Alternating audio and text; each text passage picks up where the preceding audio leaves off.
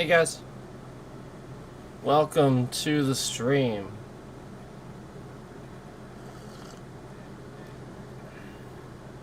Welcome to the stream.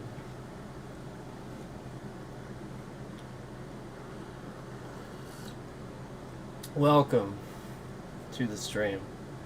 So let's have a little bit of a discussion today.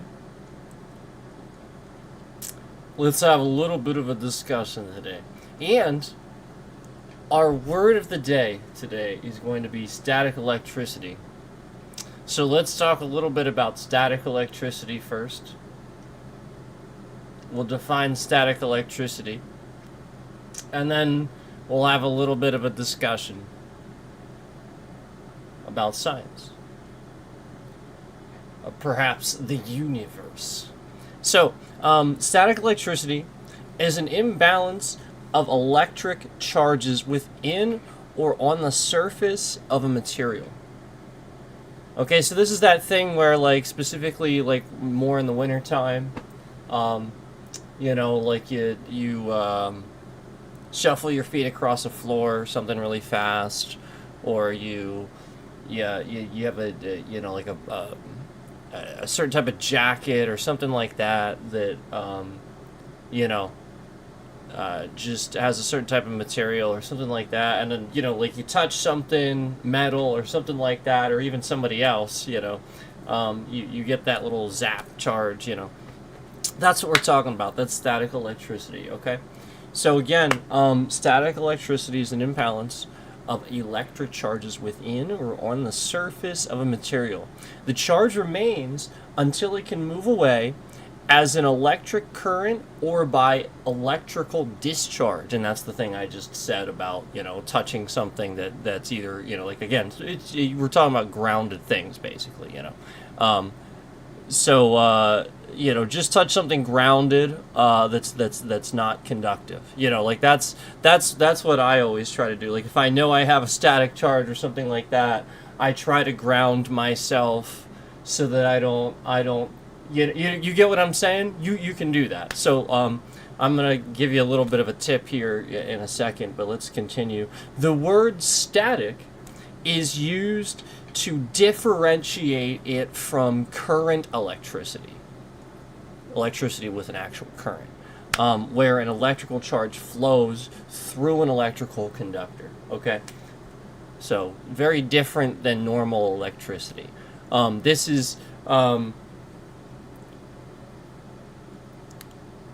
we won't get into the lightning and stuff like that, but you know what I mean. Like it's different types of lightning and stuff like that. Like again, if you know you got some static charge or something like that, there's actually always something that you can do. So touch something that's grounded. If you just touch a piece of metal, a lot of times, if you just touch a random piece of metal, sometimes this metal's not necessarily, you know what I mean? Like it's not necessarily the best thing to. So specifically something, if it's bolted to the ground, like you see a bolt on the ground and it's a piece of metal, touch that thing. Grab it. Serious. Just grab it. You are now grounded. Static went into that thing, and bam. Nothing. Didn't have anywhere to go. So, it's static. I mean, like, it big deal, right? Who cares? Static electricity doesn't really matter. It's completely harmless. Okay, I'm just saying, like, if you don't want to, it's annoying or something like that. Like let's say you have a job where all day you're just getting shocked by something. It actually is kind of annoying. This can actually happen. Just ground yourself regularly. Okay. If you have shoes, you're technically grounded, technically speaking. So you're trying to you're trying to disperse the electricity, basically. So touch something else that's grounded. So I just try to get myself grounded more regularly. I just try to make sure, like if I'm touching something or something like that, maybe part of me, is I just regularly touch whatever I can that's also grounded, if that makes sense. So that way I'm not just constantly getting static charges and stuff like that, and my hair's all sticking up. So I'm just throwing that out there, that's just like a little tip that you can do for yourself. You know, like if you run into that or something like that, which can happen. So with that being said, that's our word of the day: static electricity. That's our little science word for the day, our little word for the day, since we're talking science today. Okay.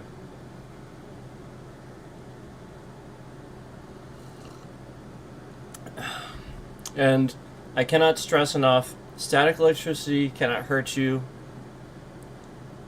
It's not the same. It's not the same. There's no current. Okay. Alright, it's just static electricity, again, from that friction. So,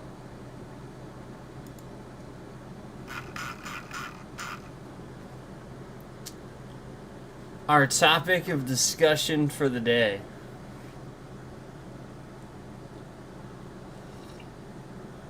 By the way, there is a very scientific definition for static electricity. I gave you the easy definition. There's a very, very scientific, very in-depth explanation for that you can look up if you'd like. That's a very easy way to understand it. There's always a very scientific explanation for everything. What if the answer to our universe and the things we don't understand is about understanding the possibility of a universe on top of this?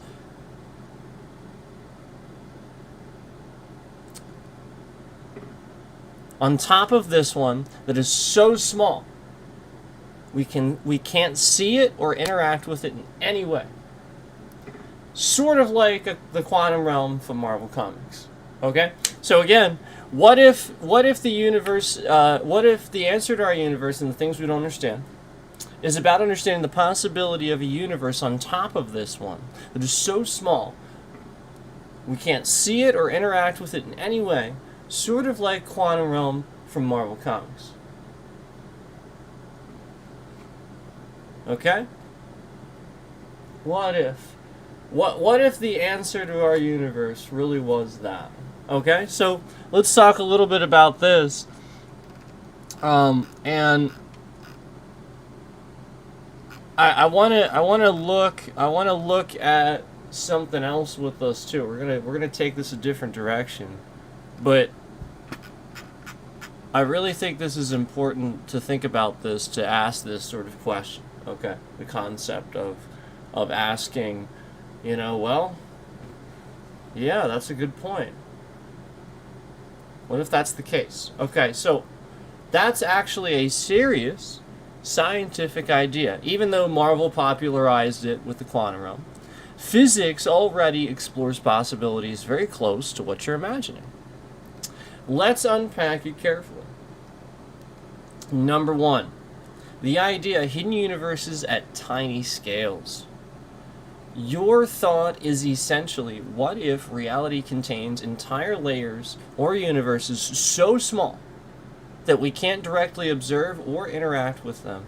In modern physics, several real theories explore this possibility.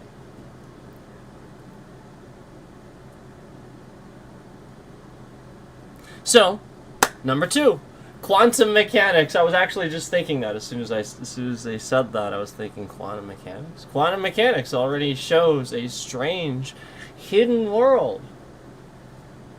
The reason immediately that comes to my head, if you're like science-minded, quantum mechanics, quantum realm, quarks, subatomic level.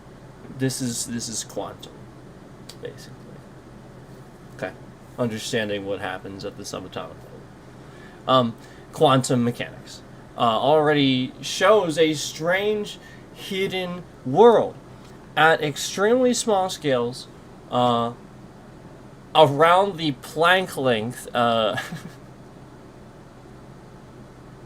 This is really, it's really small. Okay, like you can't see it, you can't even look at it. You have to get a. Like, it's the sort of thing where, like, they gotta zoom in and zoom in and zoom in and zoom in. So anyway, space and time may not be smooth.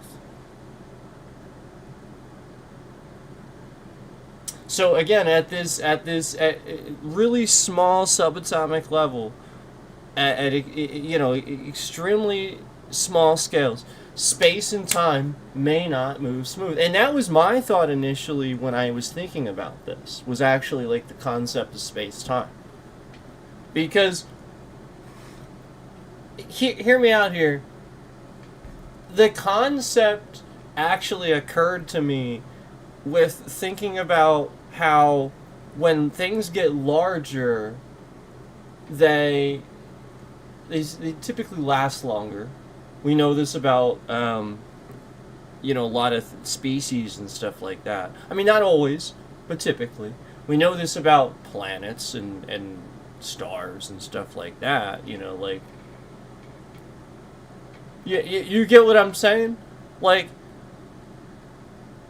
so, and not only that, like, basically, like, time is less, like relevant to that thing, you know what I mean? Where it's more, it's definitely, more constrained. We're more constrained to it, if that makes sense.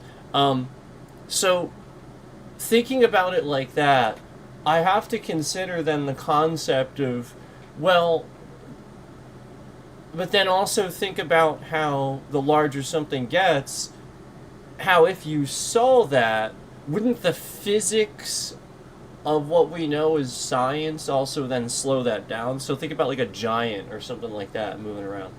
He moves slower, right? Because he's physically larger and he can't actually move faster than again, like it would just be kind of like funny, like, you know what I mean, like it would just move really slow and stuff like that. Makes sense? So it would have to be built differently and evolve differently, otherwise it's still bound to those same physics. Does that make sense to you too? So I just started thinking kind of about that, where the building blocks of what actually make us are already subatomic, are already smaller. Those are our building blocks. But we can't see them. So just like there's so much about that doesn't make any sense for what I just explained. So I just started thinking about that, and that's where this comes into play, in my opinion. Space and time may not be smooth. Just like when you get on a bigger scale, like black holes and stuff like that, everything's sucked in there. Space and time actually don't work the same around near a black hole. They don't. And everything is sucked into this thing to the size of a strand of a piece of spaghetti. So, anyway, at the subatomic, this is really small spaces, space and time may not be smooth. Reality behaves. I've never even seen this word used.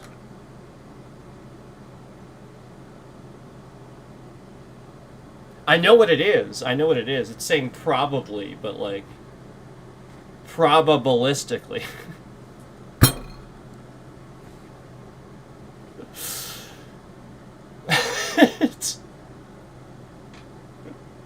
What is that, the noun version? Probabilistically? Jeez. Okay, reality behaves probabilistically. That's incredible. I need to talk to more science-minded people. That's just a funny. I love that word. Yeah, that's the word. Probabilistically. We're gonna that. Maybe that's our next word of the day. Particles appear and disappear from empty space.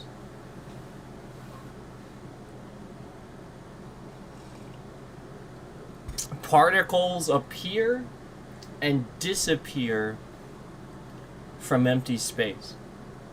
What?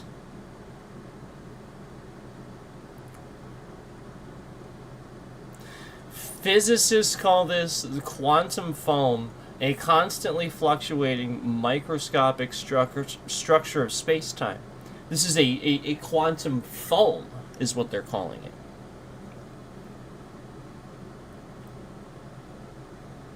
And that actually makes sense.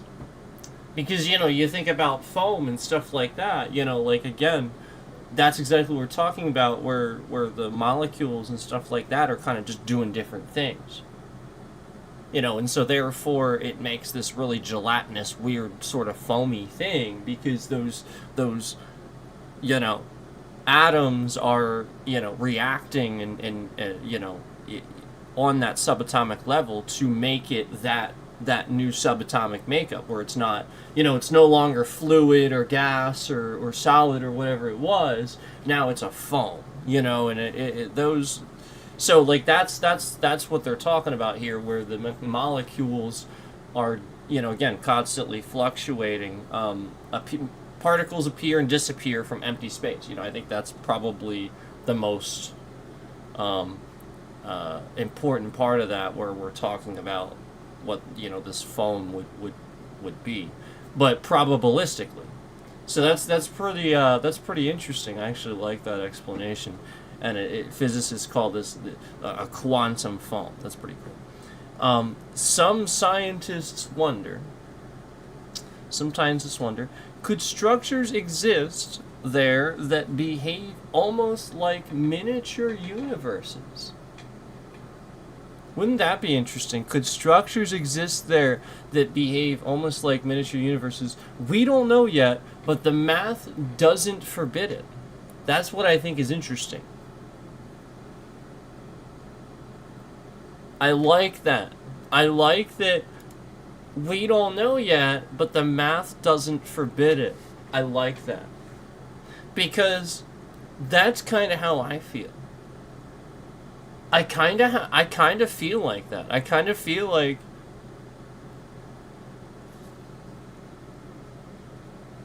much like they explained the quantum realm in Marvel, like, you could just zoom in and zoom in and zoom in.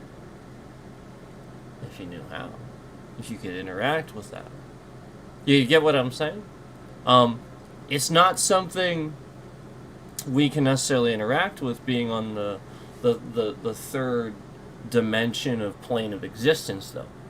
So, where we're talking about the fourth dimension, time, being something we can understand but not have any effect over, we are bound to that. This is a realm that is not. Which is also, again, that another cool little, positive point to what they did in Marvel too, where, yeah, exactly, again, that is a possible, feasible time travel way, since time wouldn't work the same. Yeah, sure. If you're just talking about, science fiction and making a story and stuff like that, sure, that's a really good, feasible technology to use that with, where we don't know enough about it to say no yet. It's possible. Again, as long as the math doesn't forbid it, right? So there you go. That's the theory. So anyway, number 3. Extra dimensions string theory. And, again, that is what we're talking about. Quantum physics, string theory. Like, this is what we're talking about here. We're talking about, the concepts of dimensions on top of each other, where, again, known physics wouldn't make sense. What we know as physics suddenly breaks down. And again, this would explain black hole theory too, because let's say that's like a black hole, because everything's being squished into the strand of spaghetti, like just like that small. That in itself is a new line of universe, basically. So basically, maybe that every one of those is a mini universe. But to us, it's really small. To us, that it just looks like that. But inside there exists a universe, much like this one. We just can't interact with it or see it.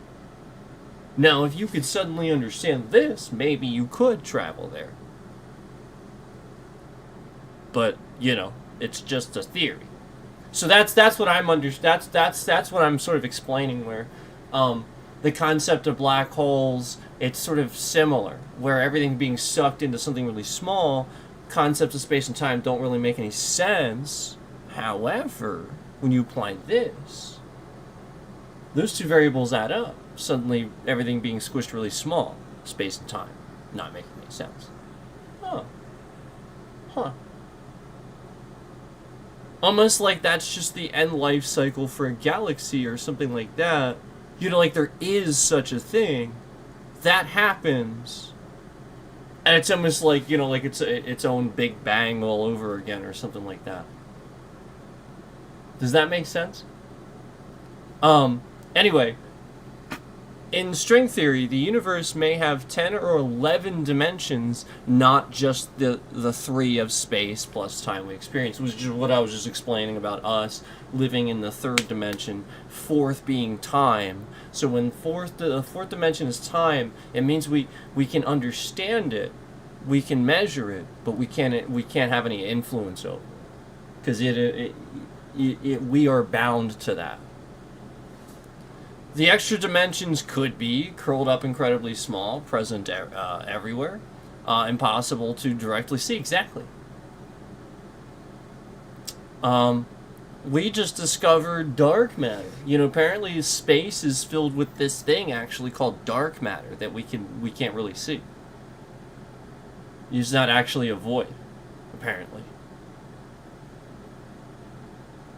And I always thought that too. Because, hear me out, I understand that the absence, avoid the absence of heat, because there really is no such thing as cold, there is only just less heat. I understand that the absence of heat is cold, but why does crystal and ice form in space? That's something that's never fully 100% made sense to me. I'm sure some scientist can explain it and has a reason, but I won't believe it. Because it still doesn't make any sense to me. What's forming the ice? What moisture it's a vacuum, right? So why is there temperature? Why is that a factor at all? I don't understand that. What's creating that doesn't make any sense to me. I just don't think about it like that. I feel like if you were actually in a real actual void, something that doesn't have anything in it, temperature wouldn't be a factor. I really actually believe that.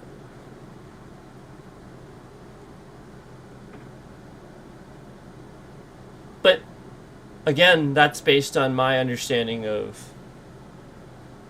what I think I understand about this, and straying slightly from my known understanding of physics, but not much. Using my known physics to sort of rationalize how that would make sense.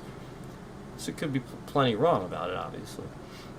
Anyway, an analogy physicists use: from far away, a wire looks like a 1D line. That's sort of actually kind of what I was just talking about with the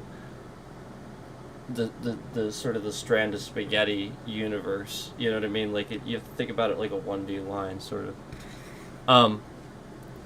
Up close, an ant sees a circular dimension around it. Yeah, so there could be an entire physical structures existing in dimensions we can't access. Exactly, using the... I use the concept of a giant, so we're the ants to the giant. So that, exactly. Like, the ant is going to see a lot more about this, like, let's say a strand of spaghetti than you would. They're going to see all the little grains on there. Every little thing on there, they're going to be able to pull it apart, and maybe see, just it's a whole different universe. Again, there's even movies about that, and that's, yeah, that's exactly that's exactly where the inspiration, stuff like that. Obviously, the quantum realm, we talked about that already. So there could be entire physical structures existing in dimensions we can't access, and I agree with that. And then it gives...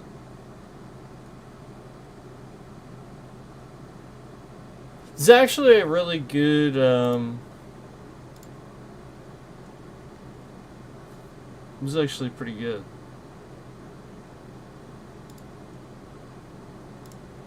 Hang on.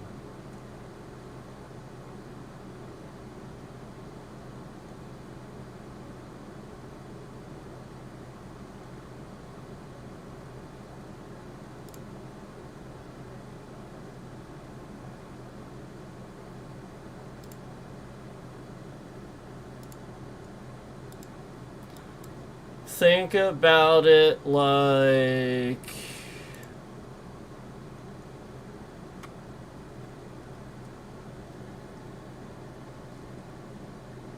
this. Think about it like that.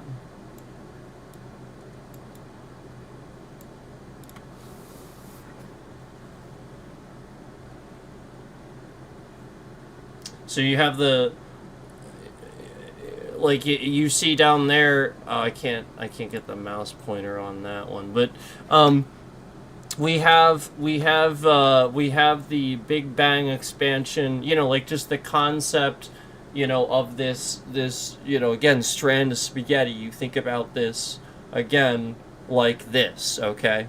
So, you know, like it's literally like a 1D line concept where again we're talking about a strand of spaghetti now pulled out.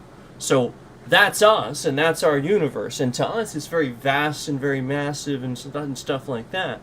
But what if, you know, again, the whole point is that's just a black hole concept where we're really actually small, but we're not. You get what I'm saying? Not to us we're not, but to whatever's on the outside we are, and otherwise can't interact with us. What I will say is this is, and I think we're going into this next. What I will say is that... Oh, see, this is actually really cool, too. This was good. I'll show you this, too. The concept of, like, bubbles, okay? So, like, think about it more of like a bubble, where that cone-shaped, sort of spiral, spaghetti-shaped space-time is more of like a bubble that you exist in. And,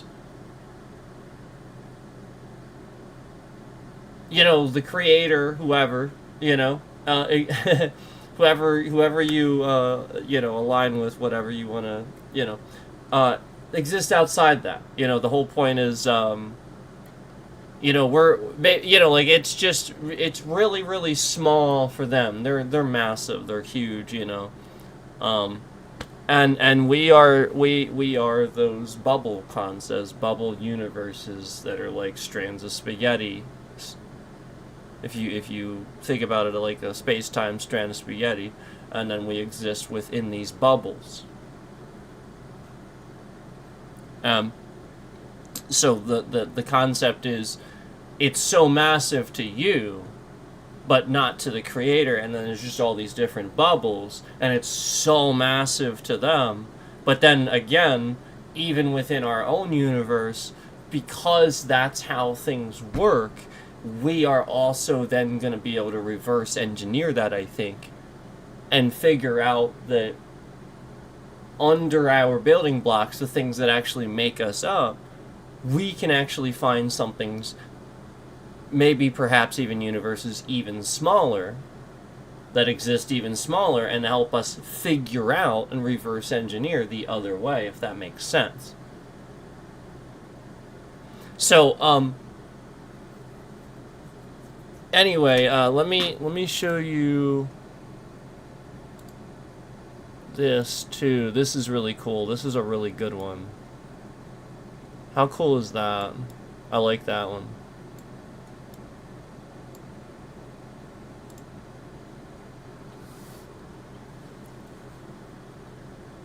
So if you think about it like that, and then, again, you see where we are today from the Big Bang Theory, if you think about it using that, um, that's a really, really nice graph for you to kind of look at. So think about that as your strand of spaghetti, basically. And so, like, if we're talking about that as what's in the middle of a black hole. And so it just stretches it out, and it's a whole universe, basically. So it's just pulling everything into it. Everybody's always like, well, what happens? Where's it go? Well, again, I think, again, the whole concept is space and time don't make any sense. So the whole point is, if you get, pulled into that, you become that stardust or whatever, but eventually, I think the idea is it's a Big Bang process, sort of like what we're talking about here, where eventually, that's the point. That's its own, maybe it shoots out its own little pocket universe or something like that. To itself, it's a pocket universe, but, to the universe, it's not. Just like us. So I don't know. I'm just throwing my own 2 cents here. I think that's a really, really cool graph that it gave there, concept of what we're talking about. But yeah, that's what we're saying here. Bubble universes, and I guess that's all. I guess that's all we're going to talk about with that. I thought we were going to get more into it. So here, let me. That one's okay. I like those 2 I gave you. I showed you.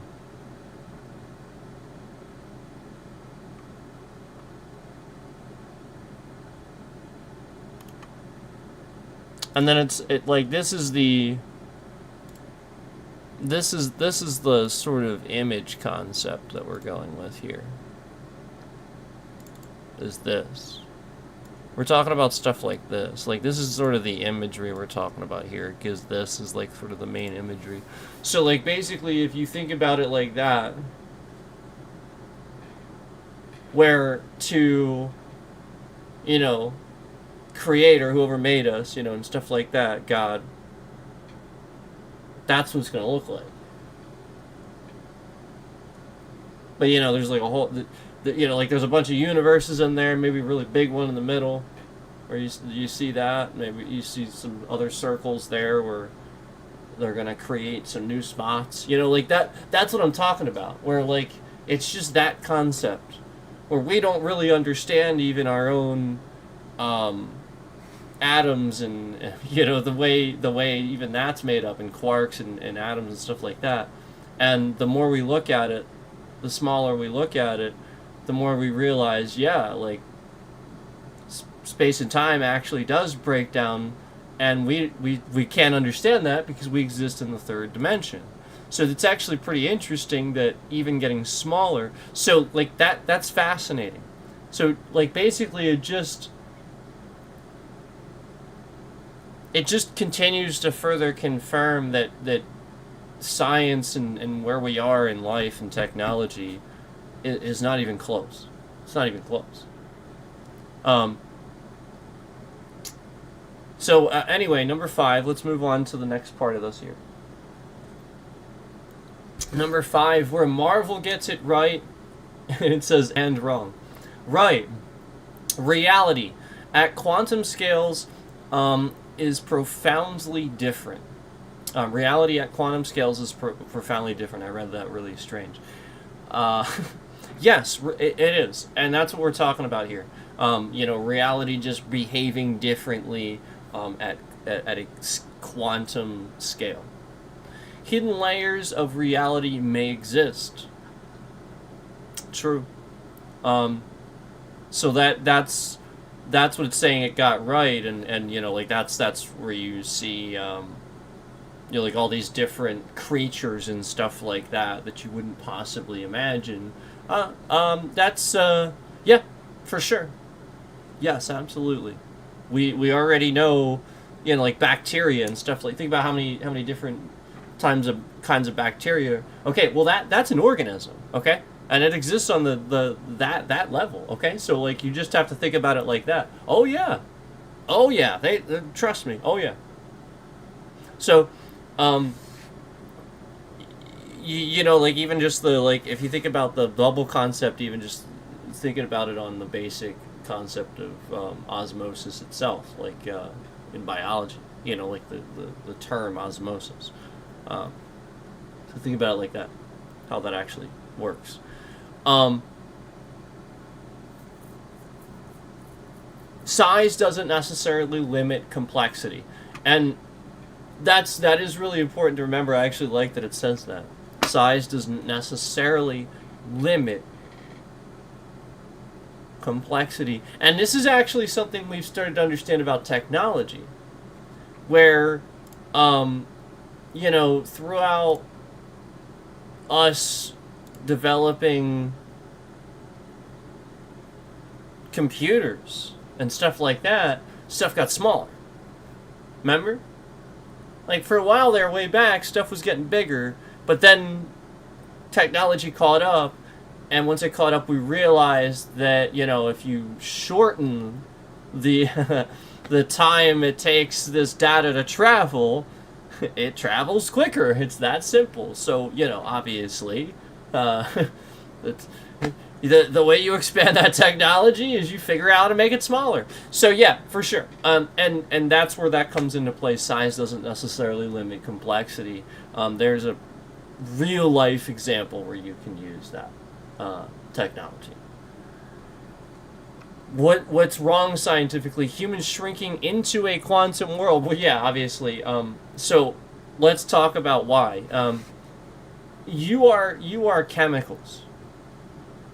Everything about the way the human body is made up, and us even being on this planet, the ozone layer, it's all very, very delicate. We cannot. Humans are, if anything, aquatic life is far more resilient than even humans.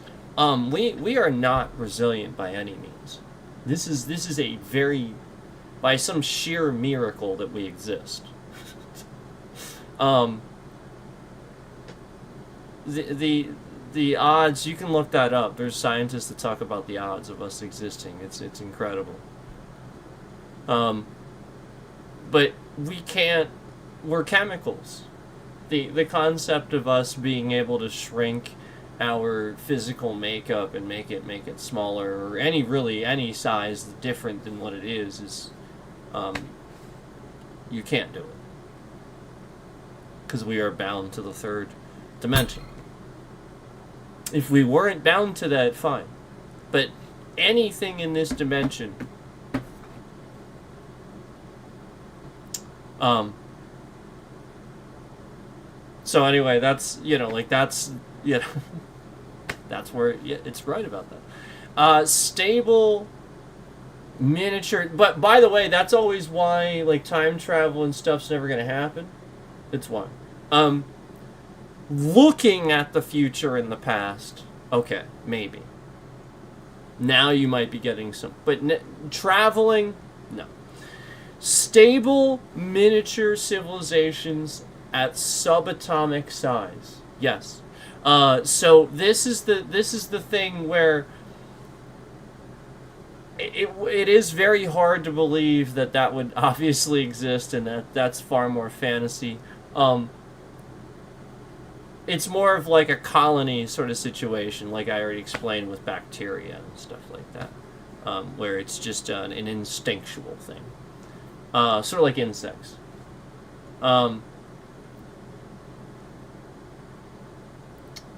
Direct travel between scales, like changing rooms. I don't know why it bothers to mention that. I mean, the first part, humans shrinking into the quantum realm, pretty much covers that. So we pretty much already covered that. That's a weird thing to mention. It's strange. Physics suggests interaction across scales is extremely constrained. I think it's talking about basically what I just said. Where like the scale of this universe is so small you can't interact with it. So like I think it's kind of like what I was just basically saying. Like the interaction across scales is extremely constrained. You could look at it, but your interaction is like you can't. Again, like we are really big. Any slight bit of interaction, it's like eradicated. You know what I mean? Like because we're massive. You know. So similar probably if God interacts, which is probably why he can't. You know, there is free will and stuff like that. God interacts, it just causes all kinds of it's divine interaction. You know, it just can't. It causes problems. You know what I mean? So like that's a very real possible challenge. You know, that's actually a nice little trail off point to think about if you think about why a creator would create, you know, like prayer and stuff like that, but then not interact and perform miracles. That's a very good reason. That's very logical scientific reason too. Think about it like from your standpoint. You know, if you had this little microscopic world and you can interact, yeah, the whole point is one little tiny mistake could cause this huge chain reaction and just boom. It's you technically because you know like it. You're just so much larger than them, and you could just you know like it's just absurd. And so like that's a really fair point from even our creator standpoint, where divine interaction, you know, could actually mean really and we have examples of this in the Bible tells us this. So it's not like you can say it's all BS because science actually sort of supports that. And that's sort of the point, almost like him learning his lesson with that, not interacting and not you know, because the whole point is well, it just when he does interact and does you know have some sort of angry response to something or you know just affects things on a much bigger level you know than you could possibly consider even and perhaps and so you know it's just this it's the sort of thing where you know you start understanding why things have to be done in mysterious ways and instead of you know it makes sense and science supports that and I actually like that little addition there. That's really cool because that got me to think about that. So number 6, the real scientific mystery. Here's the fascinating part. We already know our current theories don't fully work together. Quantum mechanics explains the tiny. General relativity explains the cosmic. Yep. Cosmic stars, planets. They clash at extreme scales. They do. They do. It's true. Many physicists suspect the solution may involve hidden structures of space-time, deep layers of reality, or physics operating beyond observable dimensions. Your intuition lines up with a genuine open question. Is reality fundamentally layered with unseen realms underlying the universe we perceive?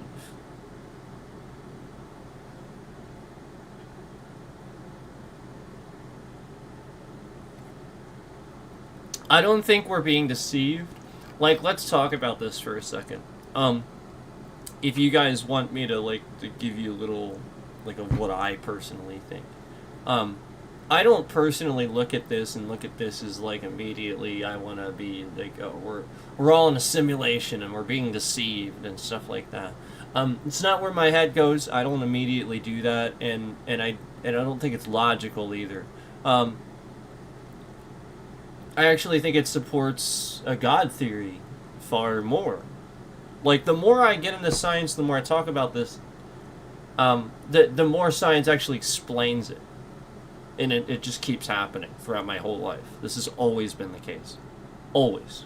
So I'm just gonna throw that out there, that the further I get into science, the more it actually confirms God, an actual God theory. It doesn't confirm, you know, miracles a man performs and stuff like that. We're not going to talk about that. But it does confirm the God theory, and again, it doesn't mean that there's some sort of person doing this as an experiment to, deceive us or anything like that. The whole point is that that person's your creator, and they gave you this, this gift of life. So the whole point is,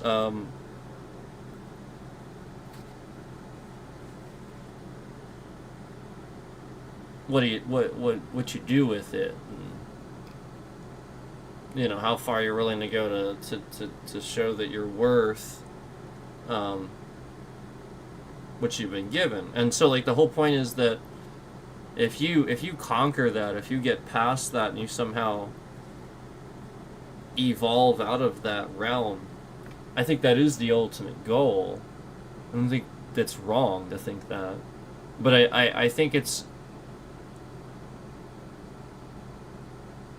unobtainable without everybody's help, every last individual, like, period. I think it takes a full race of evolution, of working past the human condition. As long as we have the human condition of self-desire, it'll never, ever. Star Trek got that right. Number 7, a mind-bending possibility. Some speculative ideas scientists discuss: our universe could itself be a microscopic structure inside something larger, which is what I was just talking about. It's funny.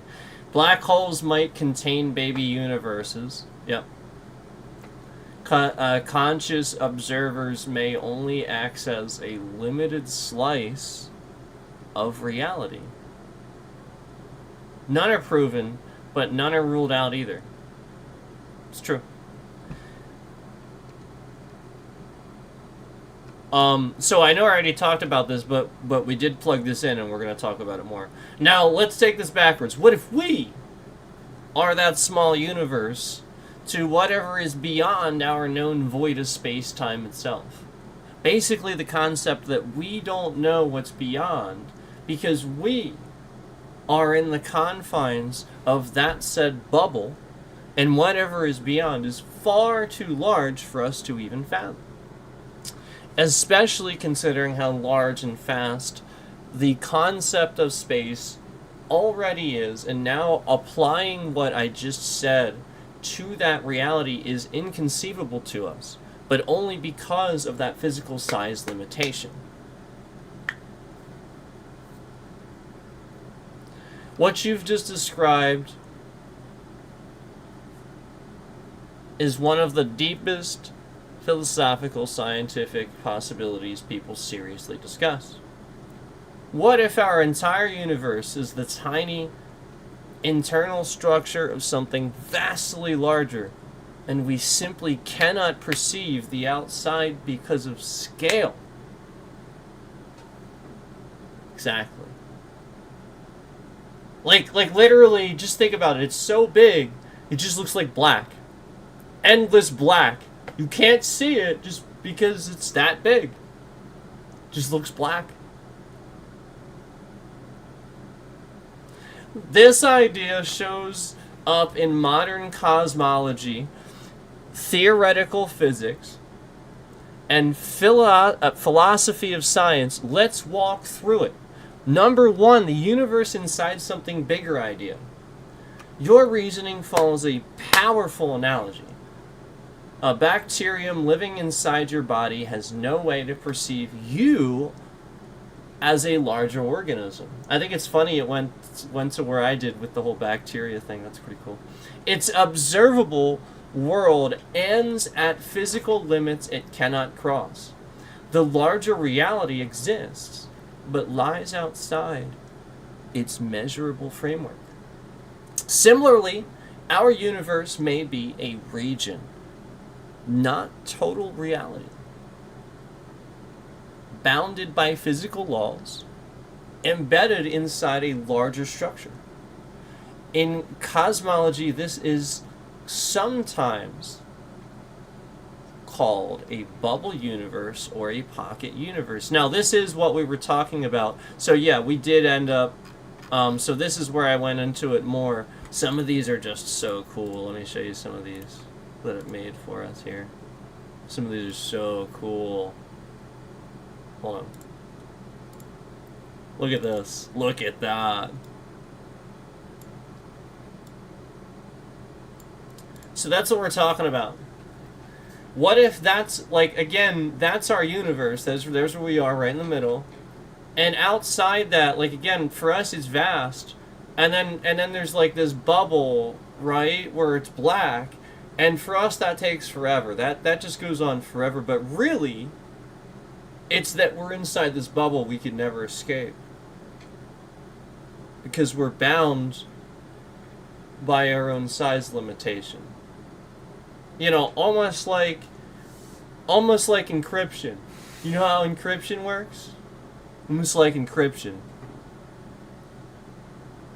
Like if you know exactly where to go and exactly this and that, I mean, it's not all that hard to crack encryption, but that's the point of encryption. It's encrypted. So, like, you know, again, almost like a secret code that tells us we're that size. A genetic code, you know? Almost like the cosmos have their own genetic code.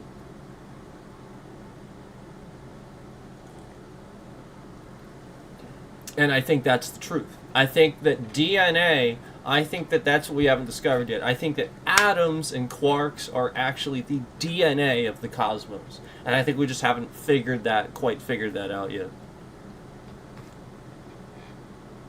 And I think that's actually possibly the danger, too.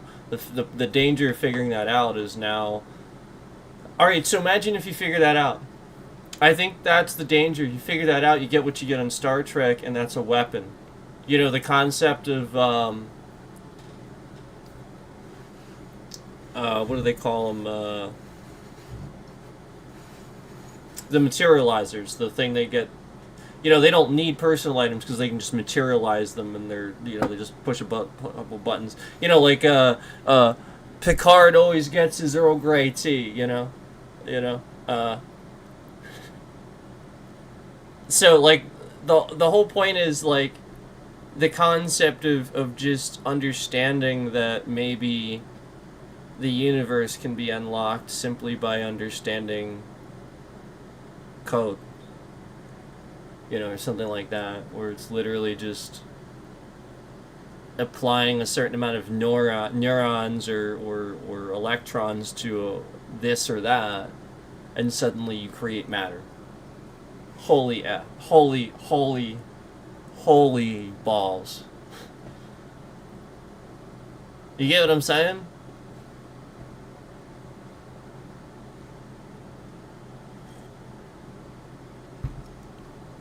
How cool is that picture, though?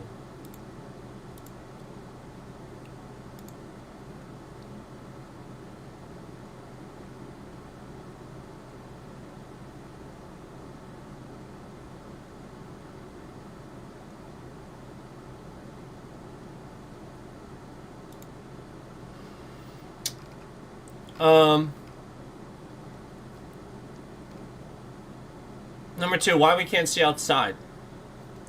So, like, if this bubble universe existed, why we can't see outside? Physics already tells us something surprising. We cannot even see most of our own universe. This is true. You know, something gets far enough away, you need that ridiculous telescope that took us how long to build it. Because space expands, light from regions beyond a certain distance will never reach us. this boundary is called the cosmic horizon. That's actually true. It gets to a certain point, it just disperses it, and it will never reach you. Will never, ever, ever, ever. So even if something exists outside of our cosmic bubble, no signal may ever reach us. Not because it isn't there, but because space-time itself prevents interaction. And this is something I said before, where I always thought divine, like God built the universe like that on purpose, where if we got to the edge, we just get to the edge. Nothing's going to happen. Yeah, if you tried to continue, you'd probably just get crumpled up by the dense void of the pressure of nothingness. It would find a way to just, I think that's the whole point, is like the idea is that there's going to be a limitation there. There's going to be something built into that to stop you. That's what I always personally thought, that like essentially there's going to be something there, like another challenge, almost like something else for you to overcome, so. But, again, the whole point is that makes sense, because then that barrier prevents outside influence from the other universes, from you interacting with them. The whole point is to keep... You get what I'm saying. You get what I'm saying.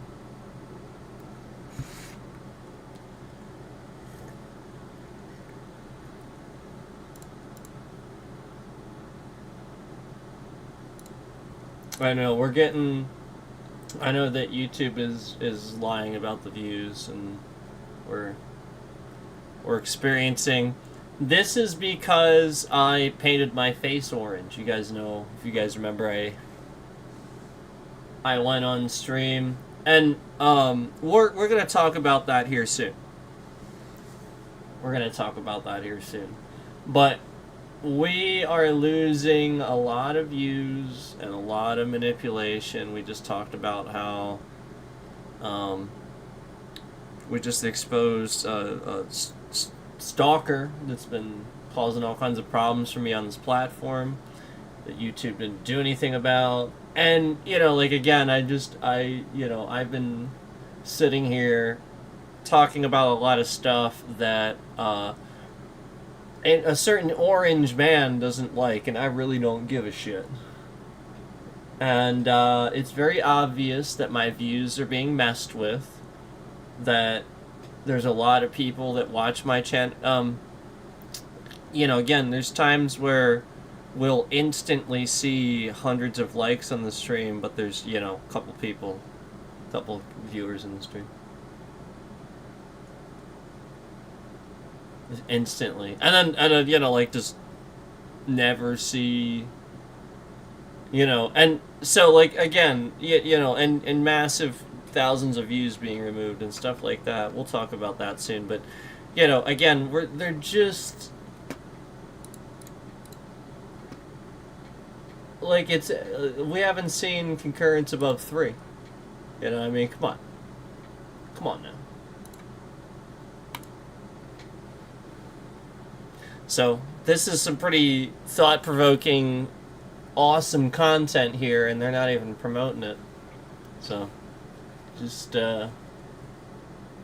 remember that. Oh, there we are. There it is. So, if you notice, we have lost the scammer that's been sitting in here liking just to remove likes, has removed both of their likes through the course of the past several minutes that I've been talking about them spamming the laugh emoji and trying to be rude. And this is the same stalker that I already exposed their account on the channel the other day.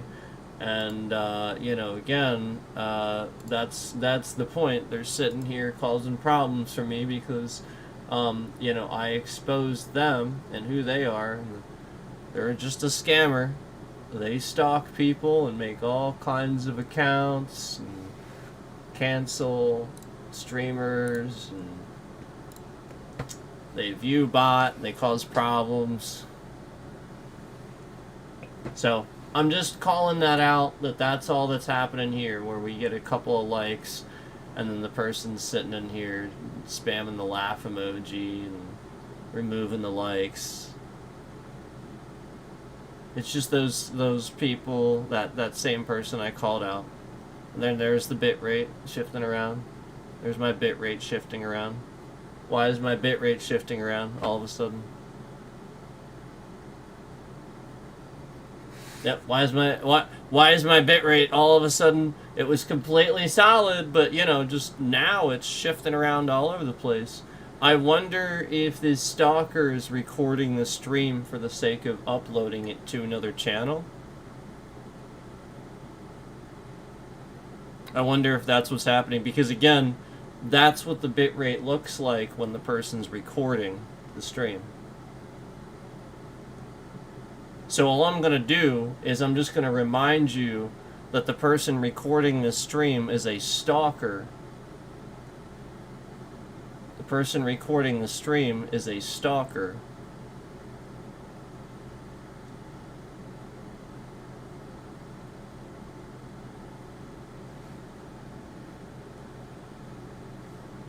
The person recording the stream is a stalker.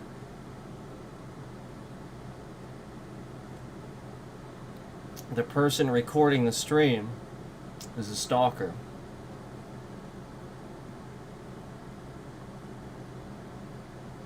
That's why the bitrate is shifting around. The person recording the stream is a stalker.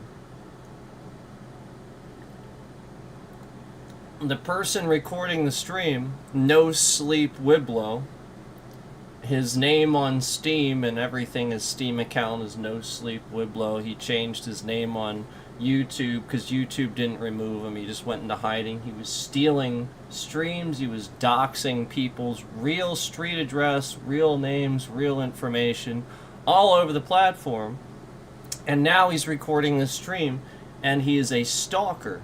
And if, again, I'll direct your attention to the view count, they are only counting the views from that person. They aren't counting anybody else's views. They are only counting the views from this stalker. This is a very serious matter where YouTube has intentionally pointed a stalker at me and intentionally gotten this person to harass and stalk me, has been reported to the state police. This person's been reported to the state police for typing sexual things in my chat and impersonating family members and many other people that know me, and has said sexual things in my chat, and has, again, sat in here and impersonated police. This person impersonates police and is a stalker. And this person impersonates police in chats and is responsible for doxing my street address to 1,200 people on live streams, and YouTube did nothing about this person. YouTube did nothing. All while I reported it to YouTube over and over and over. And I showed you this report, and I went over the emails on stream with you just recently. So that's why this stalker is doing this again, because they know that YouTube isn't taking it seriously. They know that YouTube thinks this is a joke, and they are allowing a stalker to stalk and harass my channel. This is how YouTube treats their streamers. Again, there is plenty of evidence of YouTube getting streamers killed over the years. Plenty of streamers commit suicide, are murdered, targeted, all kinds of stuff. And meanwhile, this stalker that has, again, made several social media accounts, and all the way up until, again, yesterday, basically, has been trying to message me on private personal social media accounts asking me what my router model number is, and again has been sitting here hacking and causing problems for years for the purposes of stalking, doxing, and trying to get people that hate me to cause a problem for me by putting information, personal information out there for these people to just have and see, because that's what YouTube wants. So go ahead, be my guest, continue to do it, see what happens. Again, anybody that lives around here is fully aware I am actually a Sifu. I have taught many of the people, that live nearby and local people. Everybody's aware of who I am. Okay? So no matter how many times you do this, you're just going to continue to look fucking stupid to a lot of these people that would never even think for a second about doing anything like that because they're fucking scared shitless. Okay, first of all. Secondly, why would they? Because who the fuck cares? Yeah, you're literally just somebody that's trying to get people attacked. It's the same thing that asshole is doing with Asmongold. Where these people sit here and just try to get streamers attacked and harassed and stuff like that. Do you guys know that my mom's car was blown up in Walmart parking lot? And the police took the footage and didn't give it to us? Do you know how illegal that is? Do you know I have an investigation going on and my lawyer is involved? And do you know that I reported this person that's hitting the laugh emoji to the state police already? Do you guys know that? Do you guys know how serious this is? Look, guys, there's 0 people in the stream, even though when I refresh it, it clearly says 8. Yeah. So, again, I want to remind you of how very serious this is.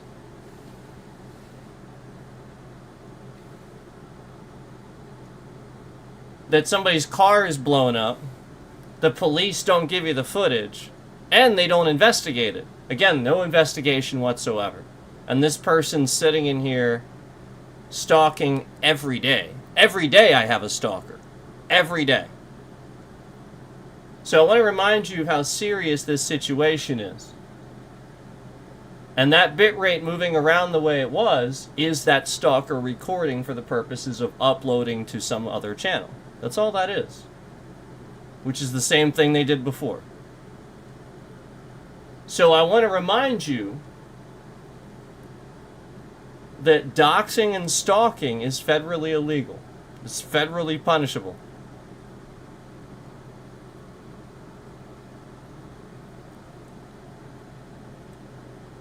I was on here and I read the emails of YouTube not doing anything. Google not doing anything. I very clearly showed you a real email of them completely ignoring it from a year ago. That was a year ago. They haven't done anything. This person's clearly still here, causing this problem where I have a stream. We have really intelligent stream, a thought-provoking stream, something where I'm sitting here and I put thought into this. It's really intelligent. And we have nobody in the stream the whole fucking time except these people that want to be seen in the stream, want to be seen liking, removing it, liking, removing it. But YouTube's not counting the real views. They're not fucking counting the real views. They're just sitting here lying about the views up until this point. And now, as you can clearly see, we're bitching about it. Now we have 9 viewers in here, and the person's spamming the laugh emoji.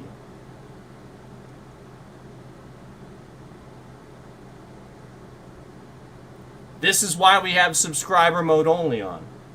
Because this person has 200 plus 300 fucking accounts where they have my real fucking name typed as the name of the account my real picture, somebody else's real name and real picture from social media that they stole. They're just impersonating all these people.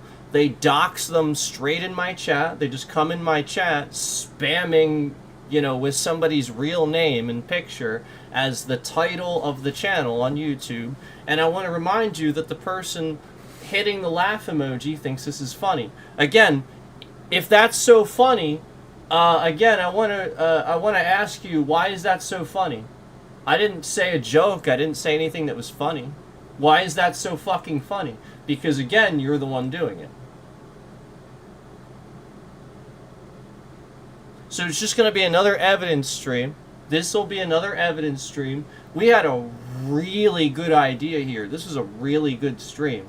And this stalker caused this dynamic where, again, we started the stream, 2 views, 2 views, 2 views, 2 views, like, unlike, 2 viewers, 2 viewers, nobody more, nobody else. There's nobody else in the stream. Yeah, right. You're just lying about it. And then all of a sudden, at a certain point, we see the bit rate start shifting around all over the place. Oh, and then simultaneously, as soon as I start talking about that, all these fucking concurrents start coming in. Yep, and then the laugh emoji is spammed. And you see a stalker sitting here getting off on harassing and embarrassing a channel where, again, we have a perfect example of this is exactly what this person did.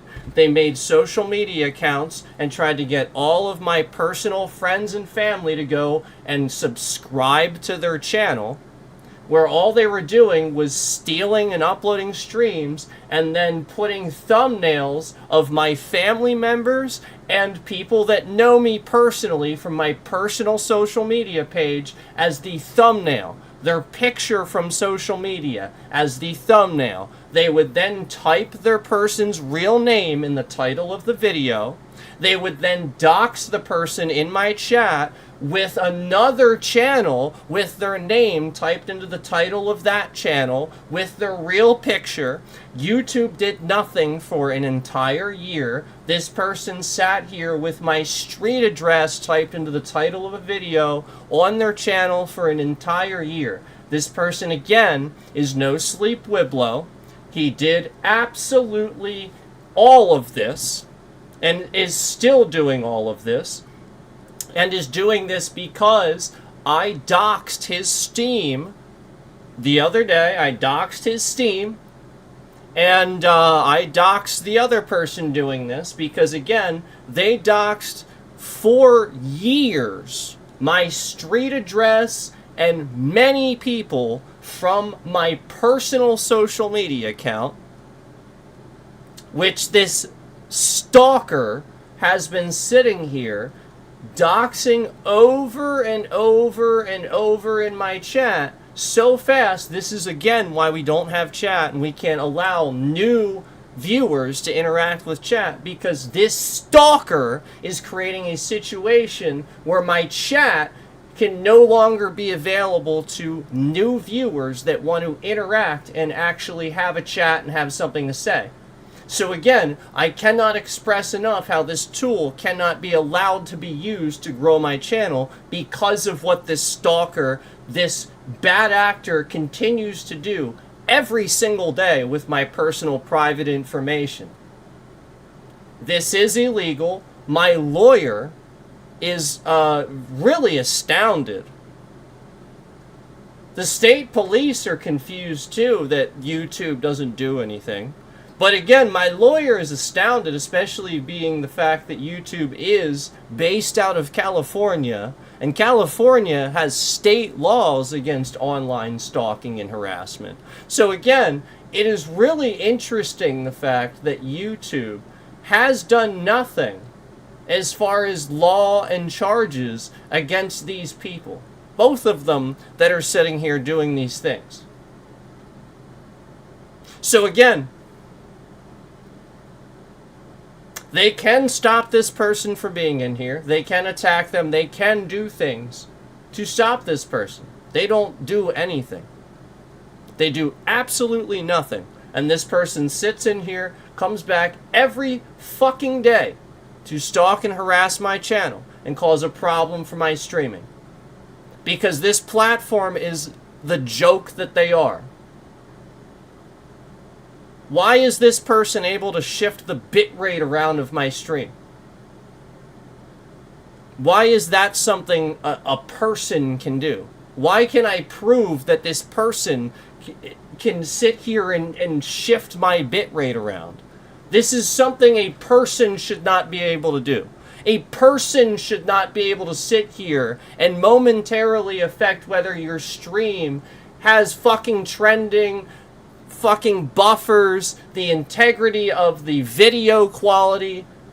This person is harassing the growth and integrity of my stream. If a musician or an artist that was getting started with their music career had somebody constantly fucking up their albums when they would produce them, this person would not only be sued and have a massive lawsuit, but not only that, they would actually possibly bring criminal charges against them and investigate them for doing it on purpose, for having a reason to do it. They would be looked at like possibly wanting to do it on purpose. Especially if it's over and over and over and over and over and over. It's like, well, you fucked it up the first, you fucked up, so now I give you a chance, I give you a chance, I give you a chance to go away, I give you a chance to go away, I give you a chance to go away. I didn't dox anything, I didn't do fucking shit. I didn't attack you. I didn't threaten you. I didn't go after you. Could have. I didn't. I didn't dox your Steam until just now. And you doxed my mom, my father, my brother. You doxed my entire family. You sat here. You said sexual things in my chat. You stupid fucking piece of trash. You deserve nothing. You deserve less than nothing. You deserve a fucking jail cell for sitting here and thinking it's funny to harass an entire fucking group of people, just a bunch of fucking people, and make them feel like their names and personal business is out there on the internet no matter what you do. Because again, it has nothing to do with me. This person's doing this on fucking social media. It doesn't have anything to do with my fucking account whatsoever. If I leave this fucking channel, they will go on any other fucking thing that exists. If I delete all of my accounts, now what they will do is they will pretend to be me. That's what they want to happen. They want me to remove myself entirely so that they can have a presence online and pretend to be me. This person does this because they have a problem and YouTube hasn't done anything about it. So again, I cannot express enough that the bullshit that you see with me not getting views and trash garbage piece of shit YouTube owned by Google should not be causing a problem for my view count. And likewise when I get and I ask Google and Gemini about zero concurrence, you program Gemini to fucking lie. If somebody were to ask, are you kidding me? You're gonna actually sit here and tell and pretend like you're counting views and watch time hours, and it's just totally normal, and you're going to program Gemini to say, well, you just may see zero view count even though there's plenty of people watching. That's normal. Really? What the fuck is the point of the counter then? Really? Really? How dumb do you think I am?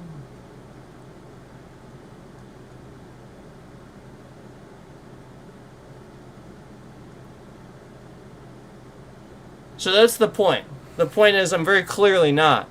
I come up with content like this.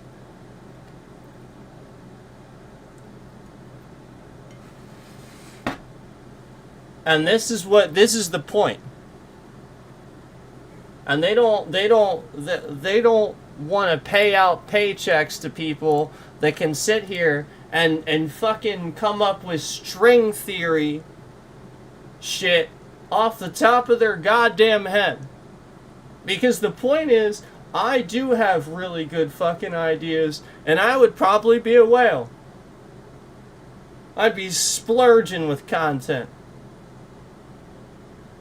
Because I can go from fucking string theory to politics to video games to movies to K-pop to metal to anything that in between.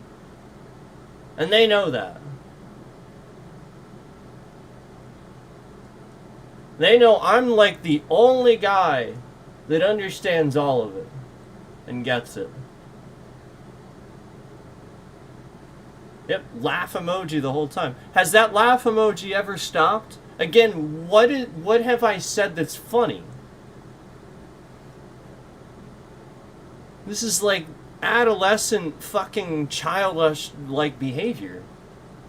Nobody behaves like this. Children do. Like the stalker that does this, that's very, very much like that behavior, yes. Yeah. Yeah, so again, he's a piece of trash hiding behind a mental disability. No, this fucking piece of trash just sits here and does whatever he wants.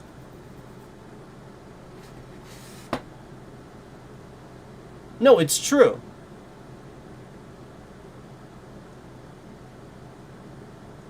Russian Federation my ass, by the way. He's not Russian. I talked to the guy. He ain't Russian. He speaks really good English and has a really good fucking accent to be Russian Federation. He ain't Russian. Nope. I'd be willing to bet. In fact, I'd go as far as to say this guy might be from Vancouver. Or Canada, just in general. Something like that. Maybe. Oh yeah, confetti. Yeah. Confetti. Right then. Confetti. We all know what confetti means. I must be fucking on to something there. Yeah, we all know what that means. Do you remember when I made him stop in his tracks and he stopped doing it for like 20 fucking minutes the one day? Because I said that. Do you remember that? I was like, I'm pretty sure he's from like the Vancouver area. Because he has a Canadian sounding like accent, the way he sounds. He's like, he speaks very good English. And he's clearly educated. And he stopped cold turkey for like 20 fucking minutes. And then he realized what he did. He's made this mistake many times. Where he was like spamming that and I said something and he stopped cold turkey. So notice how he's like spamming it, laughing, ha ha ha ha, trying to throw shade on everything I'm saying. The whole point is the moment that I would say something, you know what I mean, that's very telling, and then he just stops.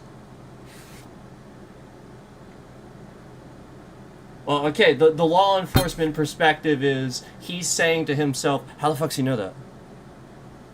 How the fuck does he know that? That's what he's doing.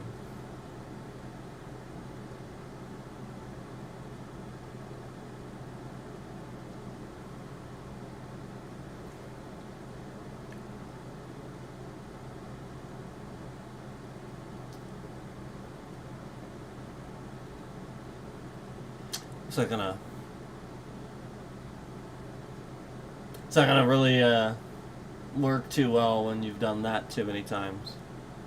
And he has. He's not a pro at this. Which is why I said he's young. Probably 20s. And again, yeah, the maturity level, yeah. Oh, removes a like. Oh, I wonder why a like came off. I wonder. Huh. Confetti. Laugh emoji.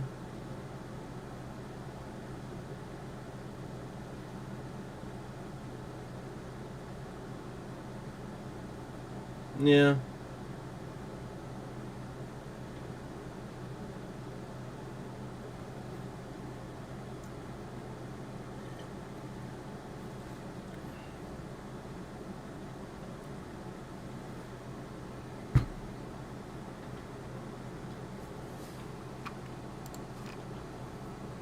Anyway, the whole point is that this person doesn't like how smart I am. Yeah, they're always trying to throw shade on the fact that they, quite frankly, have gotten a lot of ideas from me. A lot of the way that they are able to harass and stalk is actually reverse engineering scams that I've talked about, and then they're just using it on me. It's really messed up. And so, like, the point is that we have a lot going on here, and I was always trying to help out and just be a streamer that um I can give guidance on a lot of tech based things, science tech based things and stuff like that, because I understand that stuff really well. And I'm also, obviously, I've been a martial arts instructor a long time. So there's just a lot of subjects that I'm gonna have you know something to say about and be able to talk about. And yeah, obviously the point is to really mess that up and throw shade on that. That's, I mean, like, it's just that. It's been that all the time. It's been that. It's every stream. And, again, the point is I shouldn't have to sit here and do this. I shouldn't have to sit here and complain.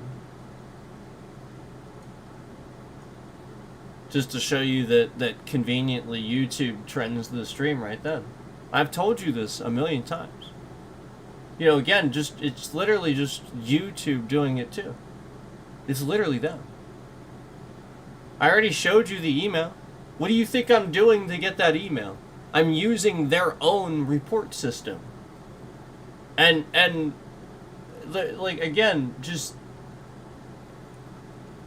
they're stupid. They don't help.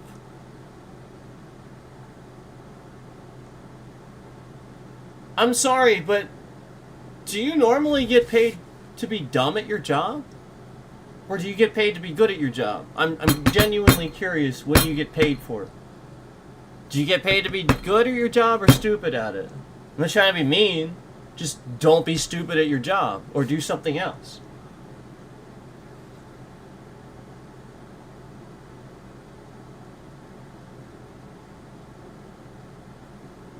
I mean, really is that simple, man. That was why it was so annoying when I worked fast food and this dumb bitch was always yelling at me and treat me like shit. Like, every day I wanted to be like, bitch, it's fast food. Calm the fuck down. It's calm down. Like when I tried really hard. I told you about the story that the guy looked at me in gym class. I always ran the mile. I always sprinted it.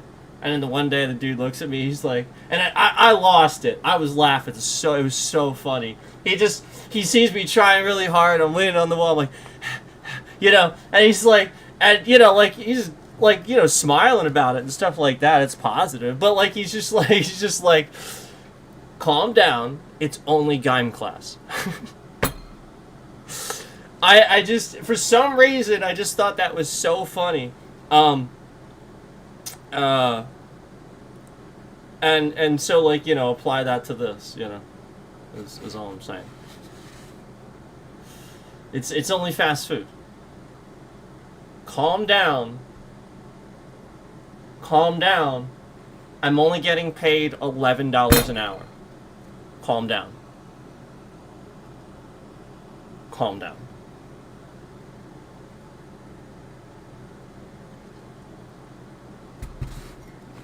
Yeah, that's how I feel. I feel like, you know what I mean?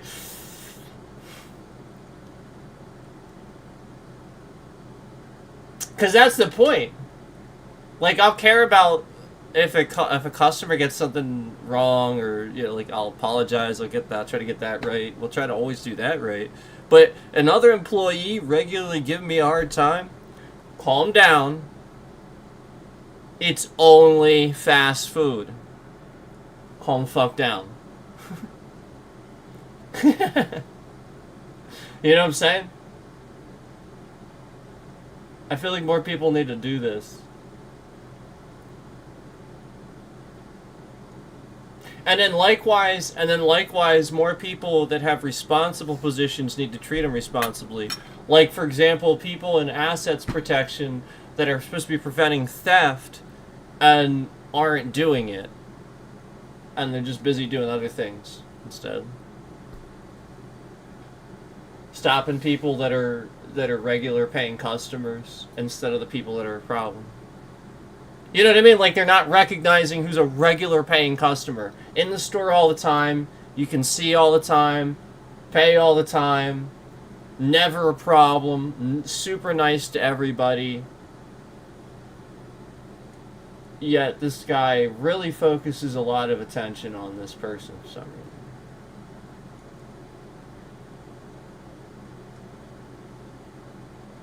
Oh, right. 2 likes. We had 3, but now we're down to 2. Yeah. Well, we removed a like. That's normal behavior, guys. That's normal. Normal people sit in here and like and remove their like based on what I say. Sort of like the bit rate. Sort of like the bit rate. Sort of like that. Yeah. And again, normal, right? Where again, the email, remember, even the YouTube employee was like, I know it's easy to feel like YouTube is moving your bitrate around based on what you're saying, but she assured me that's not happening. Yeah. Yep. Totally. We have totally not proven that beyond a shadow of a doubt. Yep. Everybody's that's been watching, totally. All the people that have been seeing it recently and coming in and viewing and seeing everything I've been saying, they're totally not coming in, seeing me get attacked, see my bitrate shift around, see it fuck up the stream, get buffering, trying to help out because they know how frustrating that is. Totally. They totally aren't doing that. That's totally not why they're trying really hard to help out, because that is bullshit. That's totally not why. It's totally not why. I totally didn't show them an internet speed test that showed how absurdly fucking ridiculously fast my internet is, and they went, are you kidding me? Yeah, that's totally not why.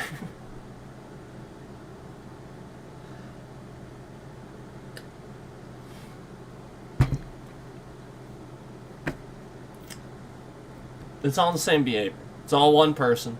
It's all that person.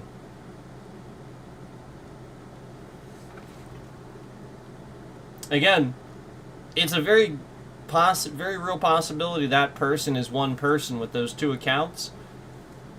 You know what I mean? And they just pretend to be 2 people. They talk to themselves and play games with themselves. I mean, like, that is how that person sort of acts.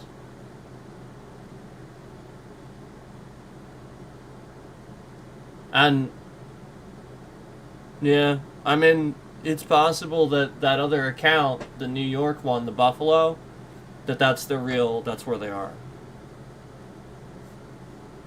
It's possible. So, I'm just saying, that's the behavior. I'm not, you know, we're not getting any confetti or laughs or anything. He's sort of seemingly being pretty quiet about it. So, oh yeah, there it is. As soon as I said that, though, now he is. Yeah, but see, that actually kind of proves me right if you do it right as I say that. See, you fall for it. You're not. Yeah, and then you do the confetti, guys.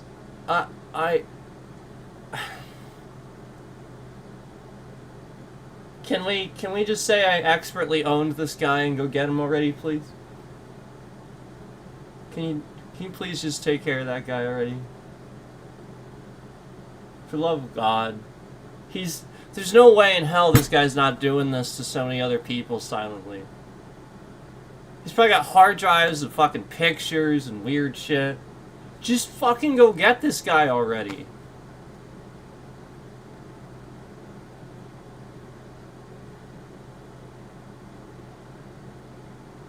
Look. Even if he was a weirdo in silence or something like that, but he wasn't hurting anybody, he's just a weirdo in silence. This guy is posting stuff.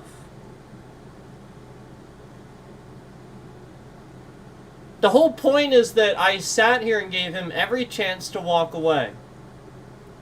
For how long did I give him every chance to walk away? He could be he could sit here and take all those pictures all he wants. You could sit here and take picture after picture after picture and fucking screenshot. You have the ability. You could screenshot anything you want, unfortunately. Take it off the internet. Be a fucking weirdo about it. You can. Unfortunately. That's all I'm saying. Unfortunately. And this guy, the whole point is this guy, he's doing it to make accounts. You know what I mean? Like, he's not sitting here, like, just, like, you know, being the weirdo that everybody finds out about one day and is, like, just secret or something like that. You know what I mean? It was just kind of weird. No. He's taking it to the next level. He's like... you know what I mean? He's taking all of those pictures, you know what I mean? And not just taking them. As if that wouldn't be weird enough. He's making accounts pretending he's those people. Going in chats, spamming addresses, coming in my channel, spamming the laugh emoji. So again, can we just accept the fact that this guy is a freaking... Like, can we just go get him? Please?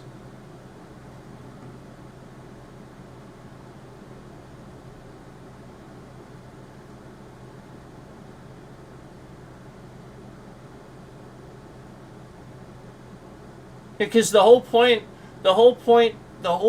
behind all this is internet shaming, embarrassment. Like, nobody cares. Like, you know what I mean? Like, there's pictures all over the internet. Models know this. Actors know this. They know. They're not oblivious to this. They're like, yeah, okay, I understand this. It is what it is. People are going to do what they do with those things. But what you don't do is you don't use them for your own personal, like, embarrass this person, impersonate this person. Oh, I don't know, let's say, like, Brad Pitt and Tom Cruise fighting each other on top of a building, and then some asshole makes this video and posts it without asking the actors or consulting their agents whatsoever the fact that they're going to do this. And again, yeah, we all know you can grab pictures from the internet and make it. Nobody's saying, like, obviously we know that. The AI needs better restrictions for that. But the point is, they posted it. They posted it. So now it's not, alright, originally maybe it was on the AI thing, right? Because they need better, right. But now they're posting it. Okay, now you're using it for monetary gain. Now you're just trying to get clicks off of Brad Pitt and Tom Cruise fighting. That's not okay. Just like this asshole trying to get me famous off of organizing people that would know me and our personal private information in my chats with accounts impersonating them. It's terrible.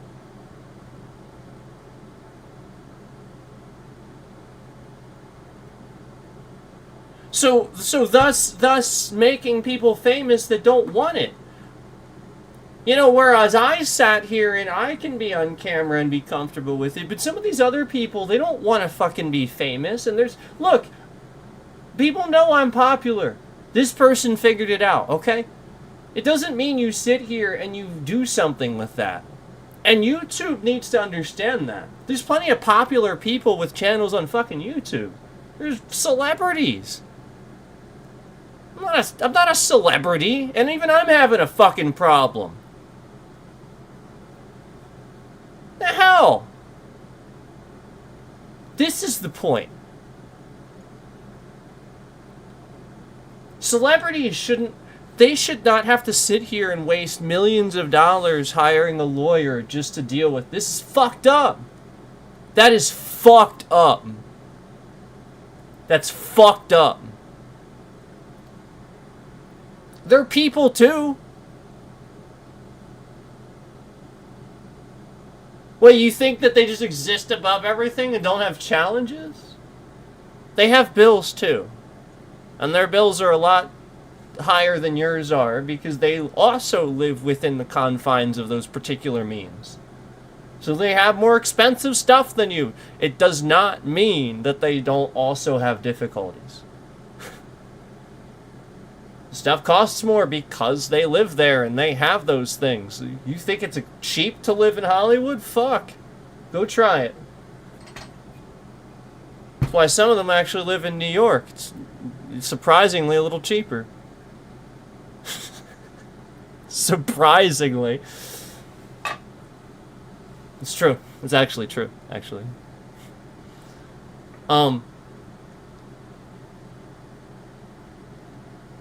So anyway, I know I'm on a tangent there about what we were talking about, but this is ridiculous, and I'm done with this. I see this all the time. Like, this is ridiculous, and we're only counting 41 views on this stream. Come on, how many viewers did we see now? There's clearly more views than that. Oh, and instantly a like comes off. There was 7, and it goes down to 6. As soon as I said how many views, they're not counting. Yep. So now YouTube. Yep. 5, there's 5 likes. We're down to 5 likes. It was at 7. Oh, let's just subtract all the likes now. No. The hell?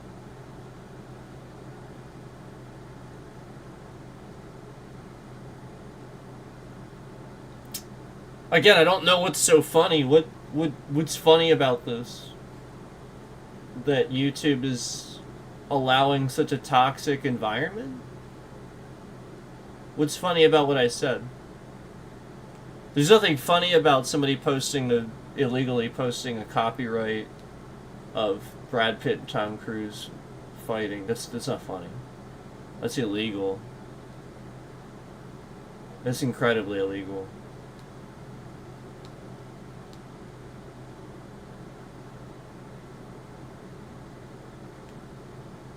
No, it is. It's really, really, very, very illegal. That is like some of the highest copyright. Like their faces are copy like again their likeness rights. They didn't do that scene. They didn't agree to do that scene. I don't even know if they would work with each other. Maybe they would again. I'm sure they would be glad to, but the point is they didn't. So now there's all that. You know, like it's just things, you know? You can't do that. And then not only that, again, the likeness, the fact that their faces were actually used, and now this is all over the internet. Permanently. People are going to talk about this. It's there.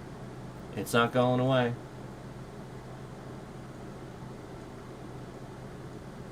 Yep. That now you get it. There it is. Embarrassment. That's the one. It's not okay. especially with these folks that spend a lot of money making sure that don't happen. I would be pissed too if I spent that much money making sure that don't happen. And then some jackass just decides it's okay to. So, not cool. Not okay. The hell's the matter with you?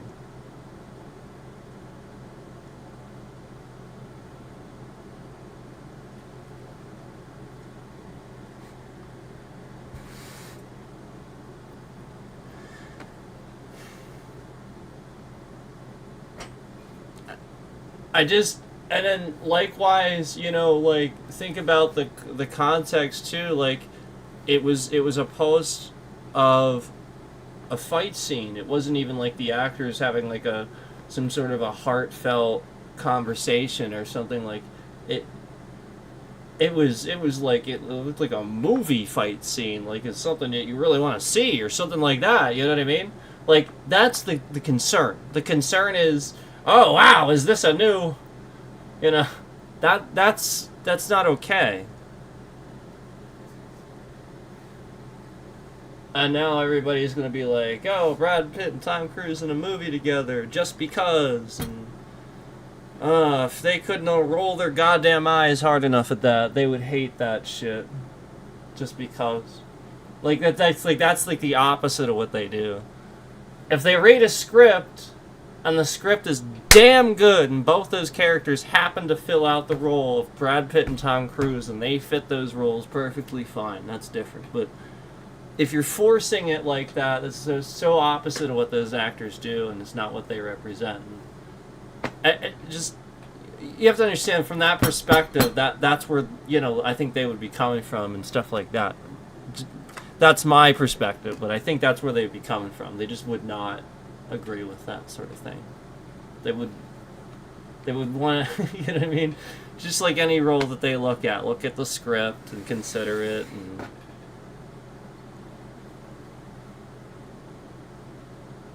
okay. Um,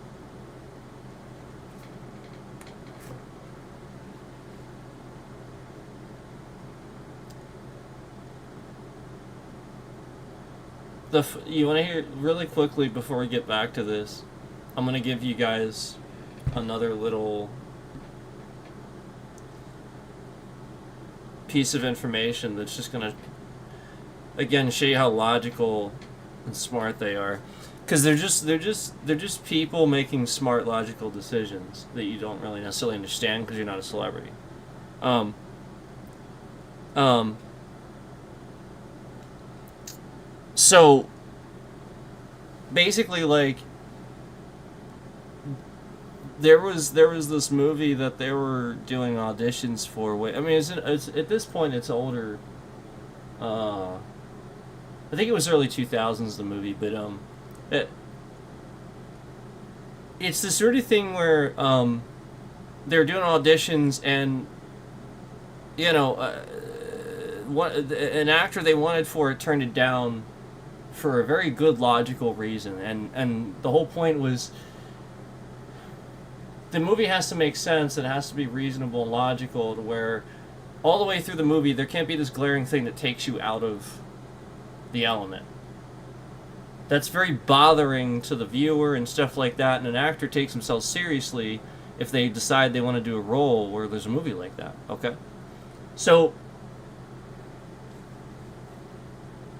organically, it's funny, I found out about this actor saying this later about this role. I'm not going to tell you the movie or the actor, but this is what happened where basically, like, he turned down the role because he very intelligently was like, well, how would the person even go to the bathroom? Now, I'm sure you can figure out what movie I'm talking about and what you know what I'm saying.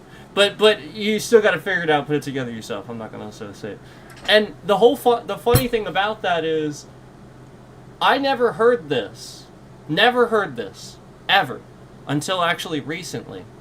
I said this about the movie when I first saw it and thought it was stupid as shit and didn't want to watch it. And still, I watched it and went, so dumb. I was laughing the whole fucking way through the movie. I'm like, why does anybody think this is a good movie? It's stupid as hell. I'm like laughing the whole. What am I supposed to feel sorry for this guy? It's funny. Like, is this a comedy? The guy would. So, like, the whole point is I organically thought this to myself, too. So, of course, that's the intelligent way of dealing with that. And they're going to actually throw shade on the guy for asking that question and turning it to... No, that's the smart thing to do. So, no shade on who did it in the movie and stuff like that. It is what it is. Okay, because I think very highly of that actor, too. Phenomenal actor. Just... really bad. Sorry.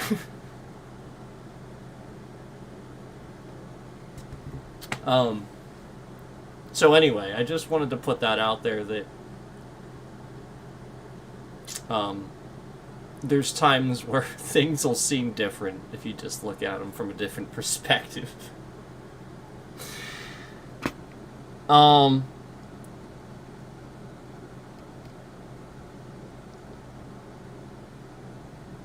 Alright, so we were talking about why we can't see outside our bubble universes, and we were getting to, kind of this point.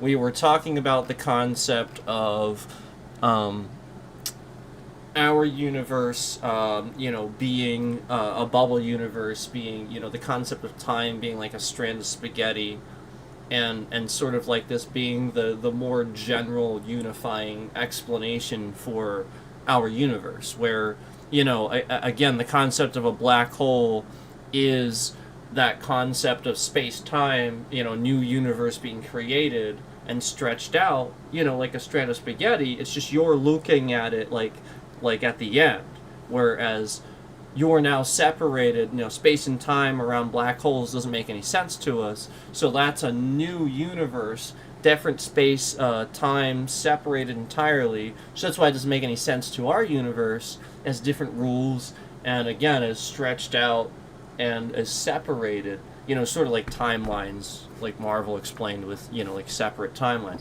And I actually think that's genius, because that is exactly how time actually works. That's exactly how it would, yes, I like that, because it's not Back to the Future. Back to the Future, actually, yeah, that's why they had to create this thing where... Now, Back to the Future, I'm not throwing shade on that. That was one of my favorite. I watched the crap out of that on repeat, especially the third one.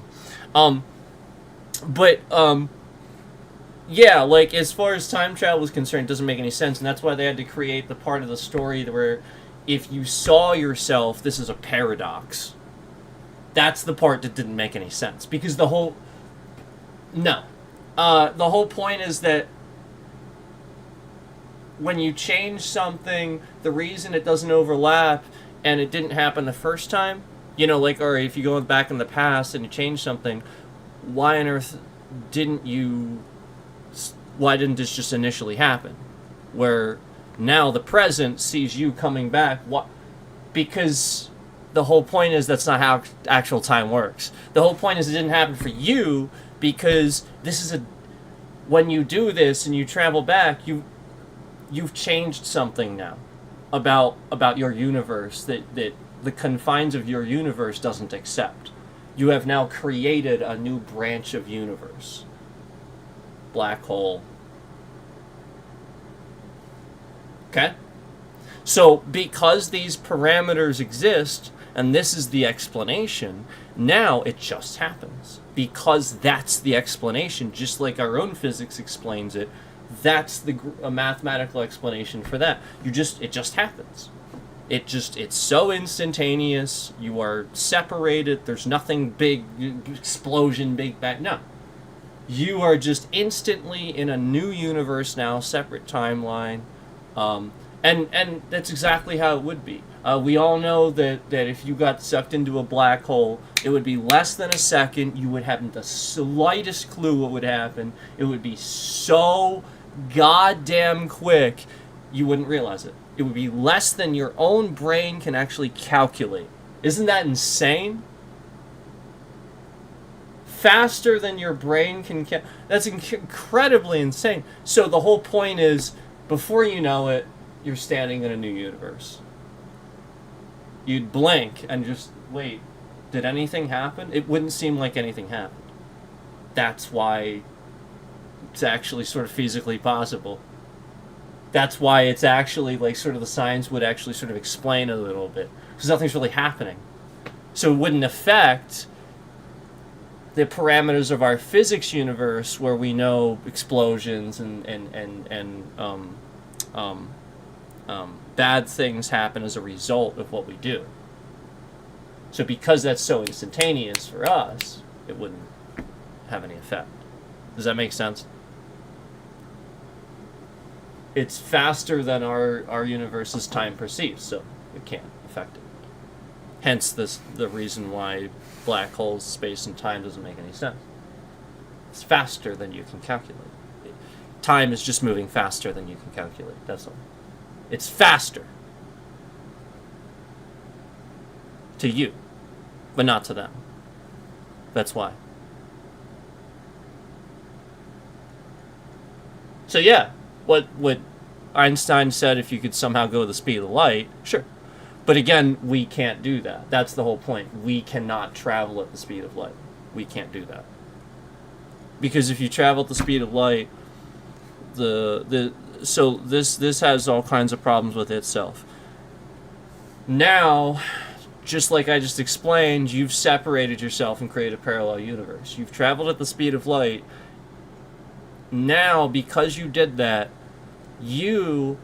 everything for you stands still, but now the instant you did that, the very second you did that, you did it so fucking fast that the universe that you just did it from is now probably millions of years old. Millions of years in the past. But it was a second for you. Less than a second. Because time didn't stand still for them. Do you understand? You'd be gone to your own universe. You would just disappear and vanish. But to you, time stands still. To them, it's still linear. So they're still on their path, but to you, you escaped it. But the whole point is you're already millions of years ahead or wherever you are. So the whole point is they're still stuck in their linear time. Does that make sense? So that's the problem with traveling at the speed of light, is while it moves and stands still for you, it doesn't for wherever you're returning to. So you can't return. It's a one-way ticket.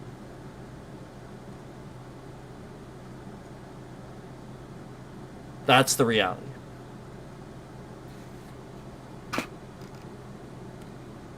So we were talking about why we can't see outside. The boundary beyond our universe being called the cosmic horizon.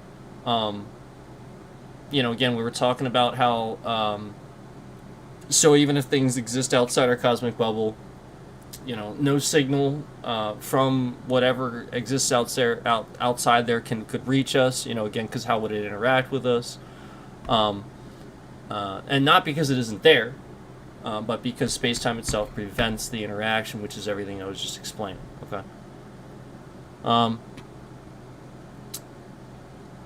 So your idea matches a real scientific limitation. Observable reality equals total reality. Observable reality equals cancels out total reality. Okay. So that's the whole idea. That's the whole concept. Number 3. Scale may hide entire levels of reality. Now, we've talked about this a little bit already, But like this is kind of the concept of what we're talking about, where scale may hide entire levels of reality. The concept that really something's just so large or so small, it hides, your what you can see in your concept of that reality. And obviously, you guys, you see that somebody is recording the stream, and they are still doing that. So again, I cannot express enough that that bit rate doing that is somebody recording the stream. That's unacceptable.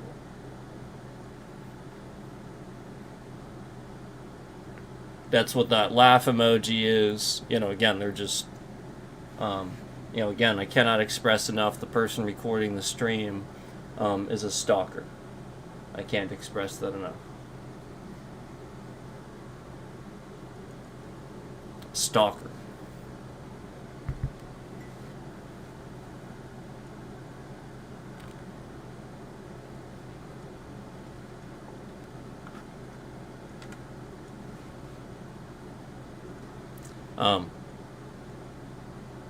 But anyway, again, this is pretty interesting, and we're gonna get into this a little bit. But obviously, this rapist that is recording the stream right now is interrupting this. The person recording the stream is a rapist. They have raped somebody. This is what they do.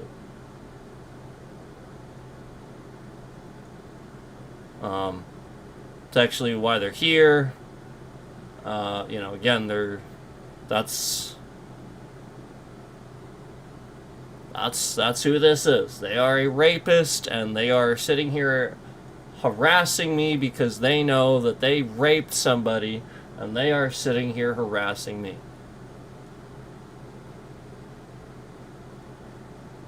The person recording the stream right now rapes people. That's why they are recording the stream.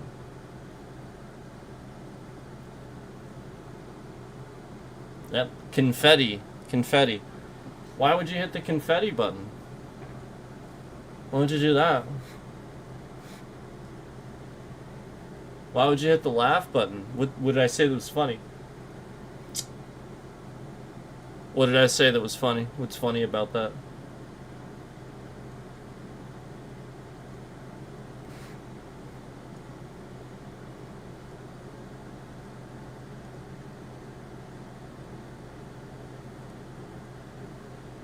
Yeah. What did I say that was funny about that?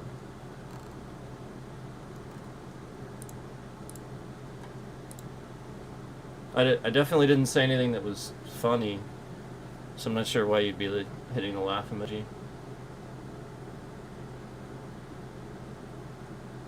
I called you a rapist because you're a rapist.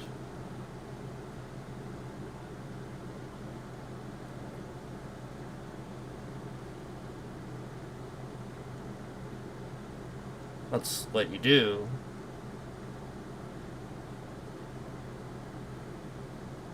That's why the bitrate's shifting around, because the person recording the stream is a rapist. The person recording the stream right now rapes people. The person recording the stream rapes people.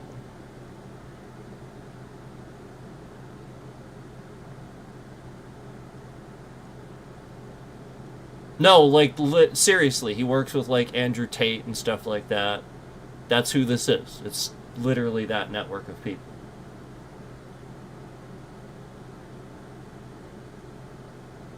Yes. They are human traffickers. Yes.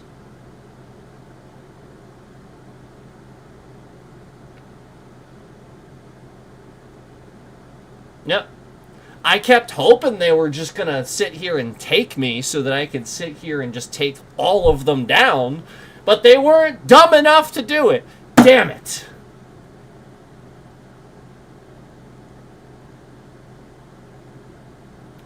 They didn't take the bait. Damn. I guess it was that Sifu thing that they were scared of. But they didn't take the bait. Damn.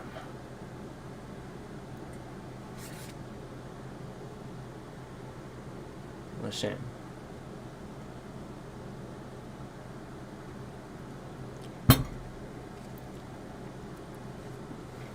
Yep, the person shifting the bitrate around right now rapes people.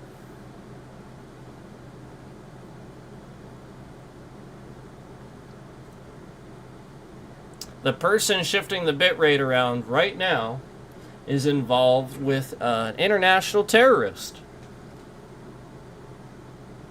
And is one of the most wanted men in the world. The person shifting the bitrate around right now works with international terrorists and is one of the most wanted people in the world.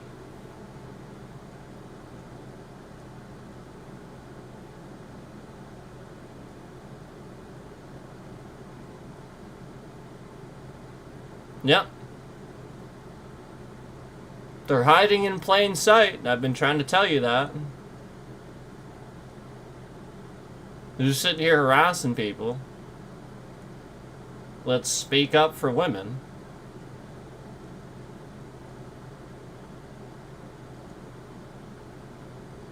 Yep. Notice how I'm wearing a pink shirt today, so it's like extra harassing. Just because I'm wearing a pink shirt. Did you notice that? I did.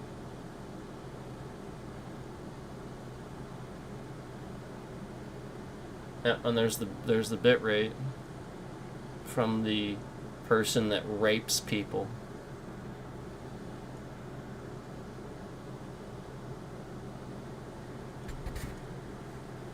Yeah, I wanna personally and utterly beat the fucking shit out of Andrew Tate. It's like probably one of the only people where I just... Again, I don't hate anybody. I don't want to... You know what I mean? I don't just normally... Even people... You know, that fucking guy at Walmart, he just, you know, he's just annoying. I don't hate him. It's annoying. I don't hate people. But Andrew, that Andrew Tate guy, he's a bitch.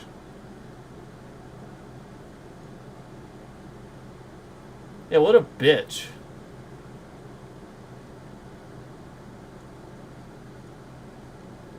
I mean, it's true.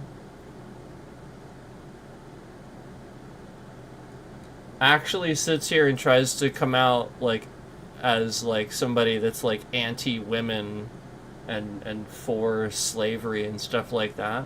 What a bitch.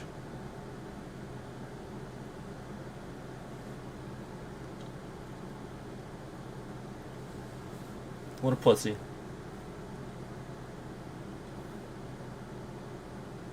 Yep. He doesn't want to deal with the issues. He just wants to be a pussy.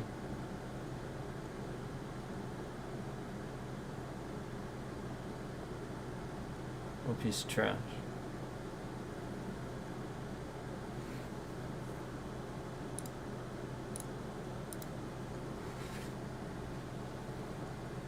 There's a bitrate shift. So when this stream shows up on another channel, that channel does not have my authorization to have this stream. It's that simple.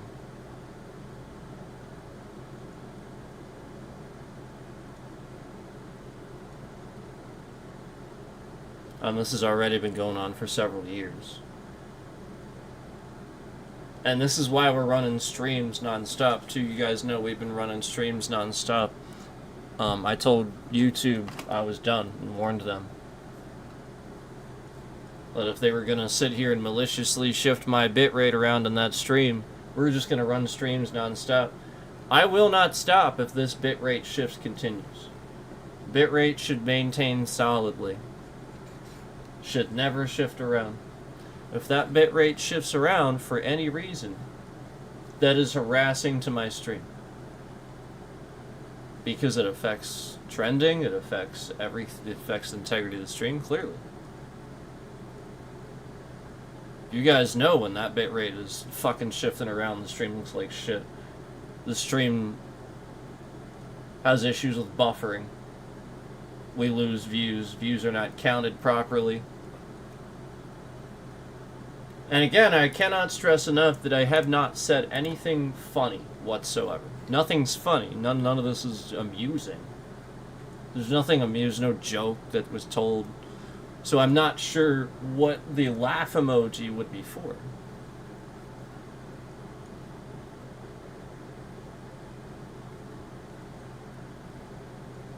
Who cares?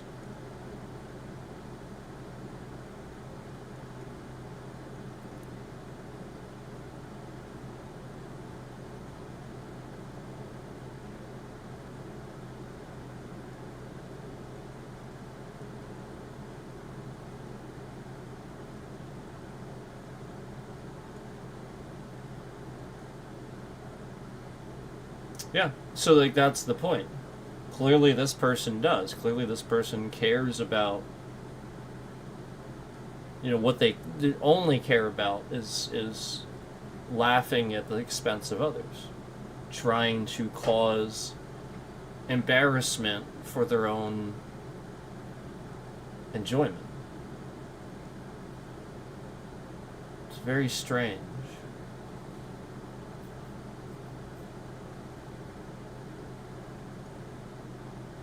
And it's very strange that they're doing it in the public, you know, like embarrassing somebody on purpose for the purposes of having others see it. Almost as if they're trying to impress somebody, almost like they're doing this for somebody. Almost like, you know, they told somebody a bunch of lies, manipulated somebody. And again, now they're just trying to impress somebody because, again, they're a liar, scamming piece of trash. And they're just sitting here manipulating a situation. Which is why they'd be recording streams, why they would be harassing somebody, stalking somebody, recording stuff. Oh yeah. That's why. Oh, the likes come off. Oh, it was at 6 likes. Oh, it was at 6 and now we're down to 5. Gee, I wonder why that happened. I wonder who's sitting here. I wonder what stalker is sitting here with all these accounts to remove. Again, normal people don't sit in here watching the stream with their likes on there just to take them off. We all know it's just one person sitting in here.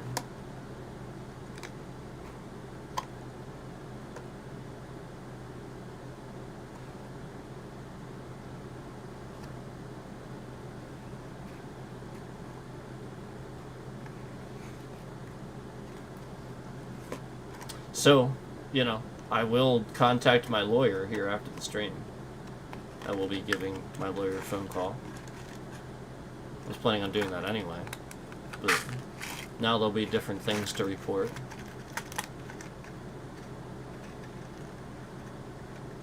Oh, after I said that, the 5th like went down to 4. Interesting. So I'm just stating that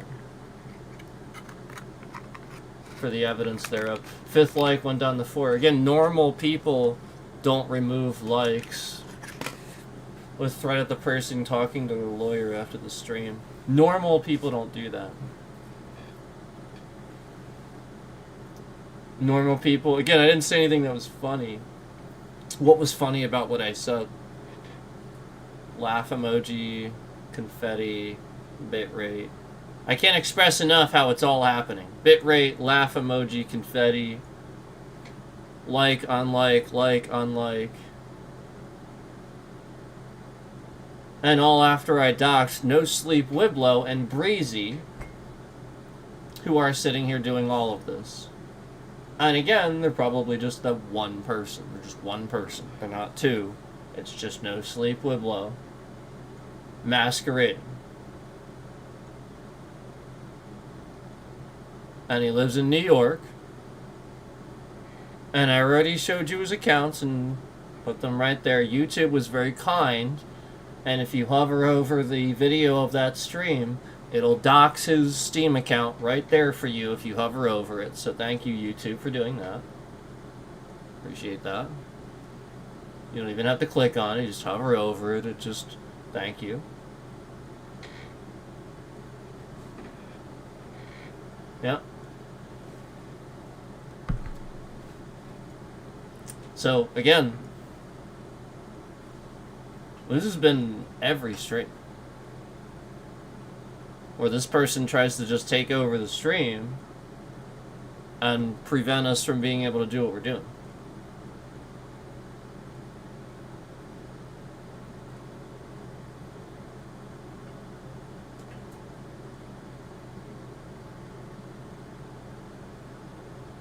Laugh emoji. Laugh emoji. Laugh emoji. Laugh emoji. I didn't say anything funny. I didn't think that was actually funny. This is a statement of fact of kind of what you're doing. So again, whoever laughs at that is again probably the person that would think bullying is funny. So again, a stupid person doing it. Who bullies another person thinks it's funny. And again, you wouldn't dare do it to my face. Like, you're just dumb.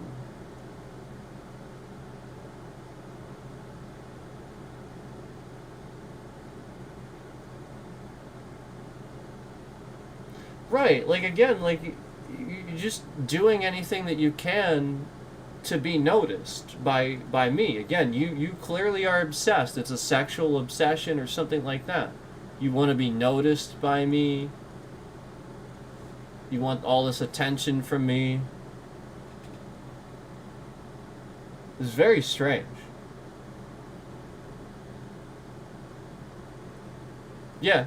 So now we'll add, and again, you said sexual things in chat, posing as other people that know me, pretending to be those people saying those sexual things. So yeah, yep, that's what you're doing, and that's really strange, and it's harassing and stalking, and again, that's disgusting.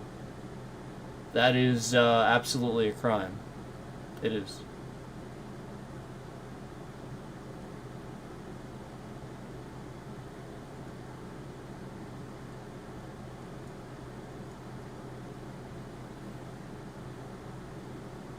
I mean, it is continual harassment, too.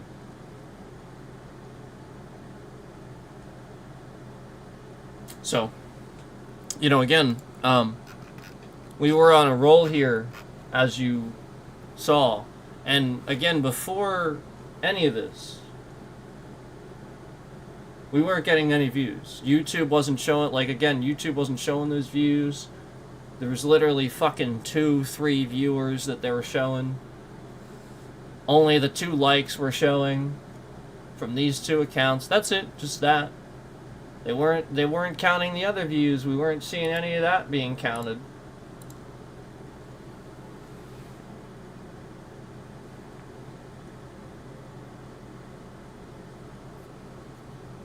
So, you know, I'd really appreciate, you know, some more responsibility with this, where you trend my streams when I have a good fucking idea. You actually sit here and give me the views that I'm supposed to have and actually count those when we're having a good stream, so that you're not sitting here and enabling a stalker and trending my stream only when this fucking stalker does what they do, because you're enabling a stalker to harass somebody. YouTube, you are doing it. You are enabling it.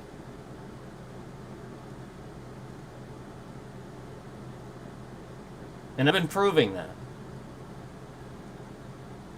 with these patterns. You know, you don't trend my stream at all when we have a good stream, it's going good, we're having smart, intelligent science conversation. Nothing. 2-3 views. And then we lose the like count, and then the very second that I sit here and I hold you accountable you sit here and you have some big blow up fucking response where you're gonna try to make me look a certain way. Oh, this same asshole that's sitting here and been doxing me forever spams the laugh emoji and removes his likes. Big fucking surprise.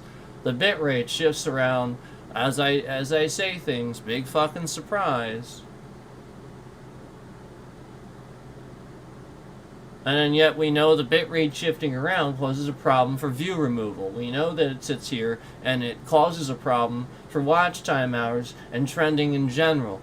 This is affecting whether or not they can smoothly process the stream. We know that. And so therefore they're sitting here doing this any chance they get. Any chance they get to screw around with that stream's bitrate, they're doing it. And yet that bitrate should never shift around a single. It is set what it's set to for a reason. It is completely solid. It does not need to shift around. Again, you have to go to great fucking lengths. My internet is so good, you gotta go to great lengths to get that bitrate to shift around. And yet, so regularly, we have somebody working a scam that just based on what I say, malicious bitrate shifting around. That's absurd. We all know I can run 3 streams simultaneously, 3 different streams on my internet without a problem, without the bitrate doing anything or even having a problem before it caps. 3 streams. 3 at the same time.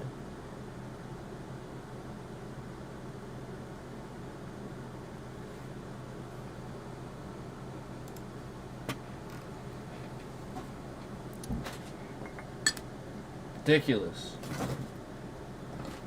Confetti. Yeah. Confetti. Full shit. And it's literally just to throw shade on what I'm doing to make me look bad, to make me look a certain way.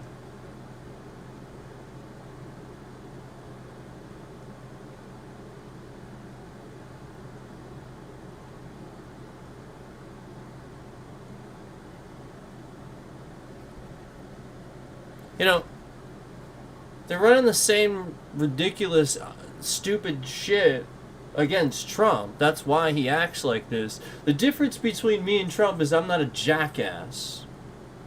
I don't attack people. And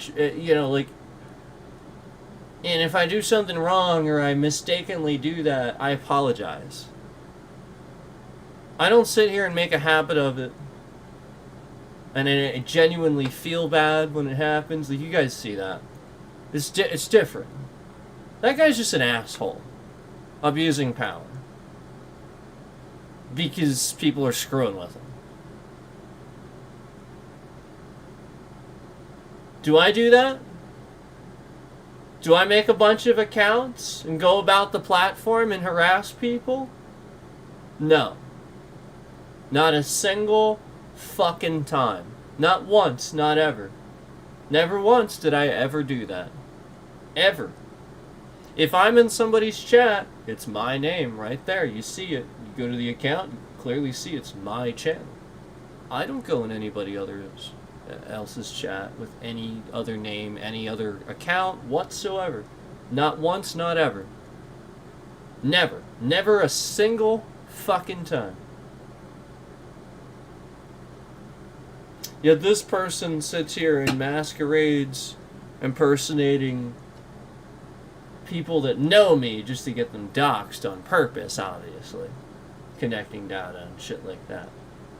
And, obviously knows I'm going to have to react and remove that as best I can. So people are going to just interpret that as me blocking a bunch of accounts. Ridiculous.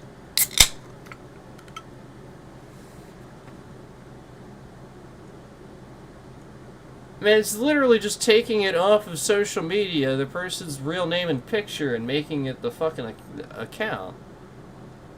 And coming in chat and typing some stupid sexual thing, and my real name or something like that.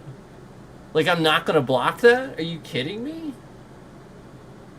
And then he'll just spam it. I'm not doing that. I have never done that. I didn't even dox this guy until literally just now when we did that stream, and I showed you that Steam account where that's the information I have to give you.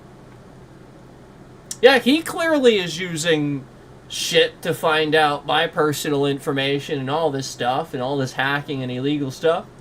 He is doing that. I am sitting here trying to simply stream. I have never once done anything that he is doing. I have never abused any bit of the little bit of knowledge that I have to use. And I could, trust me. Oh, I could.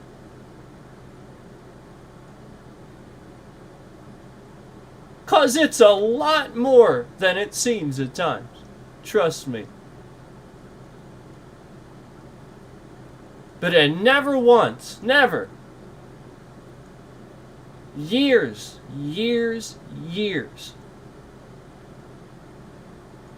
go by, never once. Oh, so it gets worse, and he harasses worse. 2 likes just came up. He harasses worse, yada yada yada. Yeah, because he's trying to get it to happen even more. He's trying to get more aggressive with the harassment. Because I haven't done anything. So we go out and we drive or something like that. Very clearly doing it right. I'm not doing what anybody else is doing. I'm not being a jackass about it. And so he tries to make something happen where that would be the case, where people would think that that's what's happening. You know, it's just literally everything he's doing.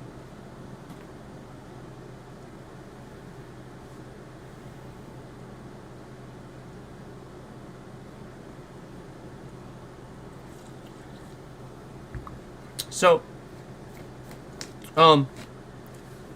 anyway, we'll finish this up, but YouTube's irresponsible. Plain and simple.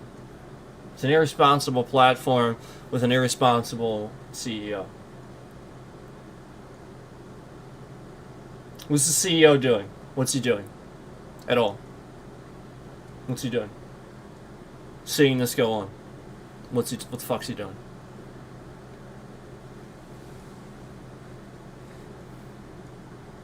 What a useless pig.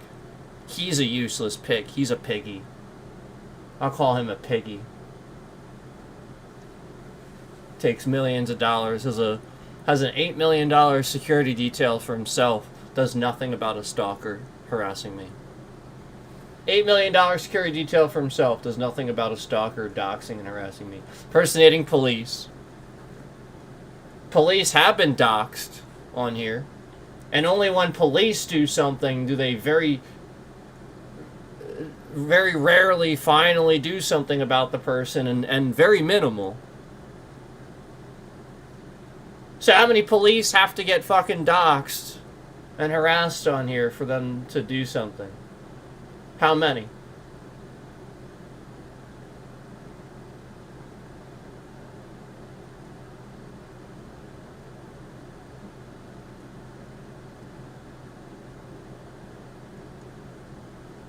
Because that's all that's going to happen. All that's going to happen is this dumb motherfucker is going to sit here. I know cops, too. He's going to pick the wrong person, the wrong family, and he's going to start doxing them, and it's going to be a family member of a cop. And this motherfucker is going to make the biggest fucking mistake of his life. And he is going to sit here and piss off so fucking many cops. And he's going to just sit here and dox some family member of a cop, and that'll be the end of it.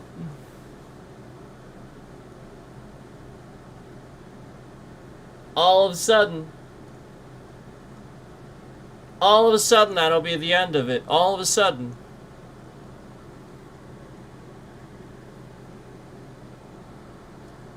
You know it's true.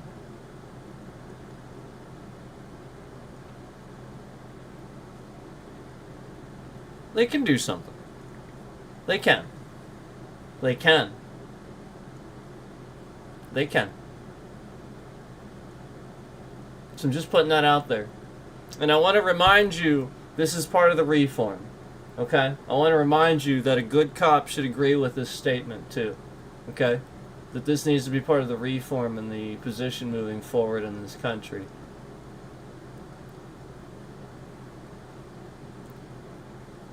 Cops should not be allowed to lie. Period. If you cannot lie to a cop and it's illegal, they should not be allowed to lie. Period. That is just too much of that happening. We're bad fucking actors, and cops learn to incriminate and cause more problems by simply not knowing how to investigate and be good cops. They're just taught to do that. They're taught that way. Incrimination, deception, and it's wrong. And we need to move forward with the fact that if you can't lie to a cop, that cop should by every means be bound to the same law. He's a citizen. He's not above the law because he's a citizen, yet he can lie. Huh? Well, what if the citizen he's lying to is a cop off duty? Oh shit. And then that's where it happens. That's where they do get caught sometimes. This is a problem. And yeah, like, this is just going to get you in trouble. And so the whole point is, you got to stop it before it starts. You got to just train them right. Why not just give them the tools to be better at their job? Be focused on things that matter. I just watched recently a body cam of a call of these sheriffs wasting tax dollars and people's time because they responded to the fucking call and saw these people walking, but the whole point was the call was like some suspicious thing they were supposed to investigate.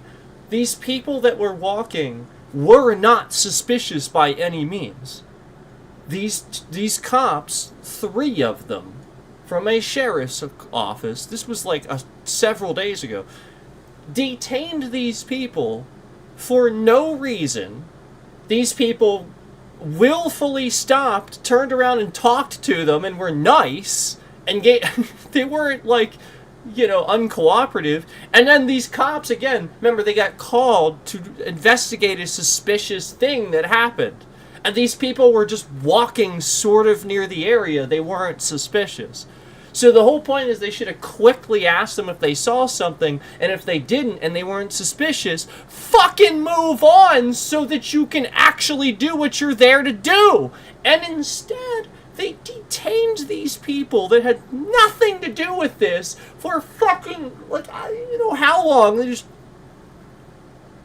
Oh my god, they caused all these problems. They detained them. It was just literally did all these things, and then they didn't even do what they went there to fucking do. So a crime was committed, and police showed up and did nothing. And then, quite frankly, did worse, harmed 2 citizens that just happened to be walking near where said crime happened, and they could have been hurt by the person that committed the crime. And they're just innocent bystanders. Jesus fucking Christ. Okay?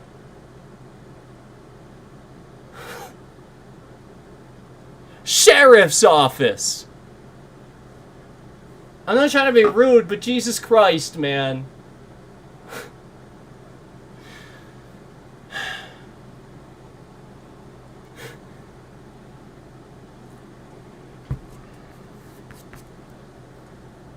Probable cause, for the Christ's sake. Alright, anyway.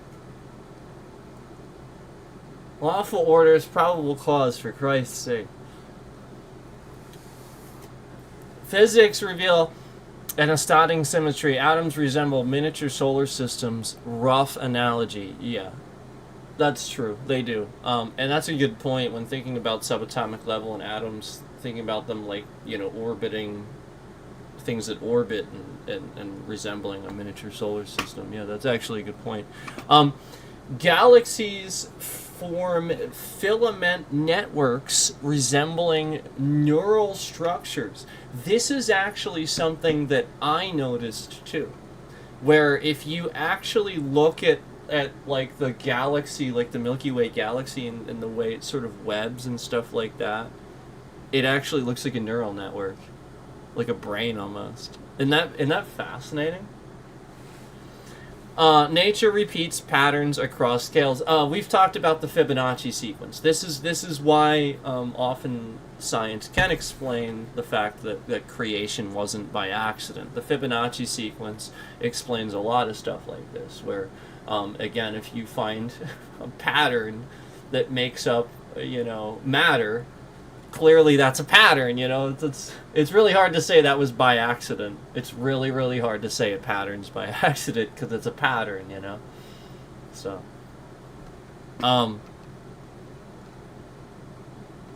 it's just, again, the chances are nothing, basically, next to nothing, versus it being on purpose, if that makes sense. But of course, all of creation being creative, the chances were next to nothing too. So it all just gets very interesting when we talk about it. This inspires a speculative idea. Reality might be scale relative. Yeah, we've been talking about this the whole time.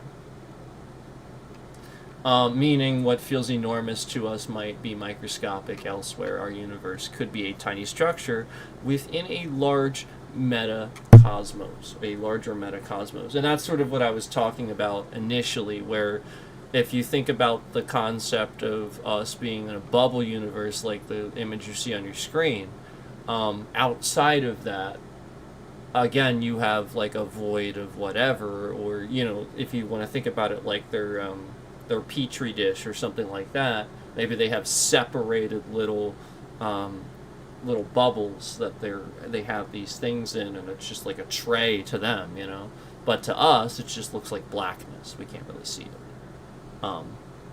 and that would be where our universe could feel tiny, be a tiny structure within a larger metacosmos. And then again, you can't space and time outside that doesn't really connect and work the same way as yours, so you just can't, your eyes don't even work the same way. You can't see it, if that makes sense. The same way we didn't know dark matter existed, stuff, even though it's there, because we can't see it. There's a lot of stuff that you can't see. I mean, if you could, science is actually pretty cool like that. Like that's the whole point. You can, obviously we all know by now, night vision and infrared sort of vision that can see gases and stuff like that. So obviously there's plenty of stuff, particles and all that the naked eye doesn't really necessarily process all the time, and that our brain sort of ignores. And there's actually some stuff that we truly can't see. It's too small, or again, completely invisible to our perception of what vision is.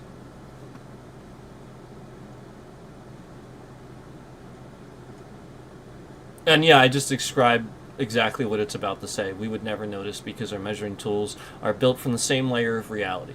Our physics describe inside rules, not outside ones. Exactly sort of what I was saying. 4. Real scientific theories close to your idea. Scientists don't claim this is true, but several theories echo it. Black hole cosmology.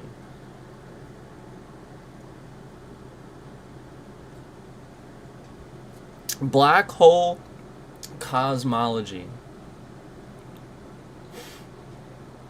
Some physicists propose even black holes might create a new expanding universe inside it. That's what we are describing earlier, where if you think about a new universe being created like this, where it's a cone. You know, again, we know that everything's sucked into a black hole and pushed into a very dense strand of like spaghetti, almost a small strand of spaghetti. So if you think about that new universe as something like what I just put on your screen, that's the strand of spaghetti. So that's what we're talking about here, where it's saying every black hole might create a new expanding universe inside it. It's going on to say what I had said earlier about that. Our universe could be the interior of a black hole in a larger universe. And yeah, again, it's saying what I said there. Brain cosmology. Our universe may be a 3D surface floating in higher dimensional space. That's pretty interesting. Eternal inflation. Cosmic inflation may continuously spawn new universes like bubbles in foam.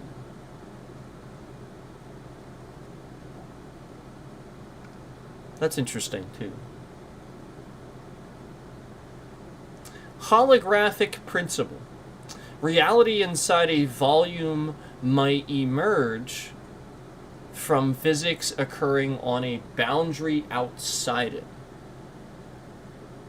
All imply our universe might not be the ultimate level of reality. Yeah. Reality inside a volume might emerge from physics occurring on a boundary outside it. This is the concept of what I told you were osmosis, the concept of what we understand about osmosis on the the molecular level, like where we witness osmosis happening in a petri dish, we can see it.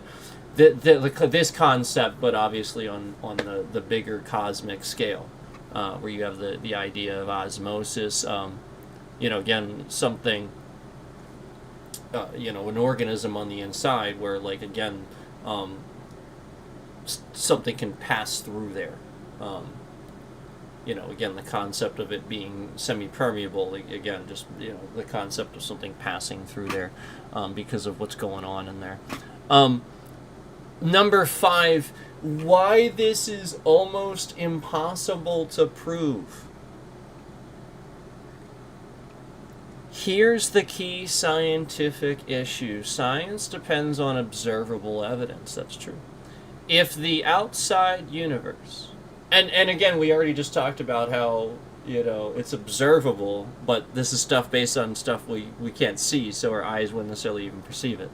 So, obviously relying on measures, things that can be measured that we can't necessarily, our eyes can't see. If the outside universe cannot send signals, cannot interact with us, or exist at an inaccessible scale, then it becomes experimentally unreachable. Yeah. So the idea sits at the border between theoretical physics, metaphysics, and philosophy. It's not rejected. It's simply untestable right now. And yeah, that's true. That's true. Can't. It's really hard to test.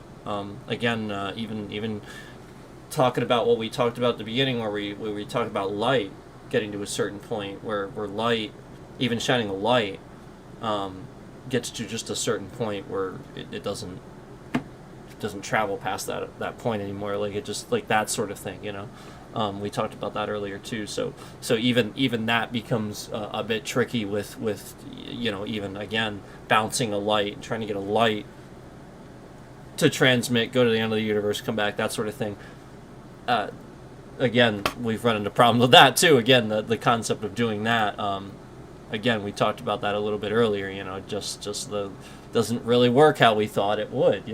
When we actually try to do that. So, number 6, the deep insight behind your thought. You're touching a profound principle. Now, remember, this was originally, now let's take this backwards. What if we are the small universe to whatever is beyond our known void of space-time itself? Basically, the concept that we don't know what's beyond because we are in the confines of what that said bubble, and whatever is beyond is far too large for us to even fathom, especially considering how large and vast the concept of space already is, and now applying what I just said to that really is inconceivable to us because only because of that physical size limitation. So that was the original thing that we were talking about here that I said to this. So number 6, the deep insight behind your thought. You're touching on a profound principle. Intelligence is limited not just by knowledge, but by the scale at which it exists. A fish cannot invent astronomy because water blocks the sky. Exactly. Likewise, humans may not be confined to a specific layer of reality. I'm sorry, may be confined to a specific layer of reality. Yeah, exactly. We are. Not maybe, we are. I don't know why it even says may. We are confined to a specific reality. We are confined to the third dimension. We can't even... that shouldn't say may. We are. That's... The universe might be not the largest thing, not the smallest thing, and just our level. Yes. Yeah, that's actually a really, really good way of summarizing it. The universe might be just not the largest thing, not the smallest thing, and just our level of understanding, basically. Just our level of existence, and nowhere else. They can't interact with us, we can't interact with them, sort of thing. Yeah. I like that. And then, if you try to, it sort of ends up causing like lots of problems and stuff like that, 7. The mind-bending consequence. If your idea were true, then our Big Bang Theory might look like a tiny local event from outside. Exactly. The laws of physics we measure might be environmental conditions of a larger solar system, a larger system, it says. But I like to think of things in terms of what we understand. Larger solar system. Remember, we were talking about how, what if these things are just, like atoms, even them, are sort of like solar systems. So I think you can apply that to this, where like everything's sort of circular. Everything in our system's circular, bubbles, even black holes themselves. These strands of spaghetti that's circular, it's just cone shaped. It's still circle. It's just a cone instead. Funnel, really, a tube shaped. Anyway, think about it like orbit, like a solar system. What we call everything might be just an interior process. In other words, we may not live in reality. We may live inside something happening. Yep. That's actually what I think. I think, again, this makes a sense to me. Because it doesn't make sense that there's nothing in space. There's nothing beyond this. It doesn't make sense. It makes a lot more sense to say that we don't understand what the something is and can't see it and interact with it. Because there would be nothing.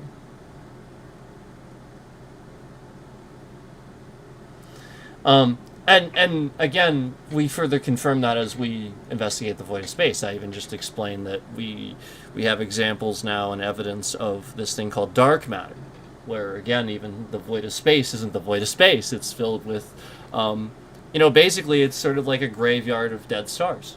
Dark matter is like the leftover waste product of all these explosions and stuff. Like ash, basically. It's the waste product. and we only just sort of discovered it. It's basically what it is. You know, like ashes, exactly like that. Sort of like that. But I mean, you know, we only just discovered that, so who knows? And you could also apply that to that a foam theory we talked about earlier. We had the cosmic foam theory. You can apply that. People might like applying the foam theory to things, and that's okay. I just personally think that the dark matter is definitely more like an ash, remnants of you know, when a super giant or something did go boom. It's just sort of like the black ash you can't see because, again, what's reflecting off of it.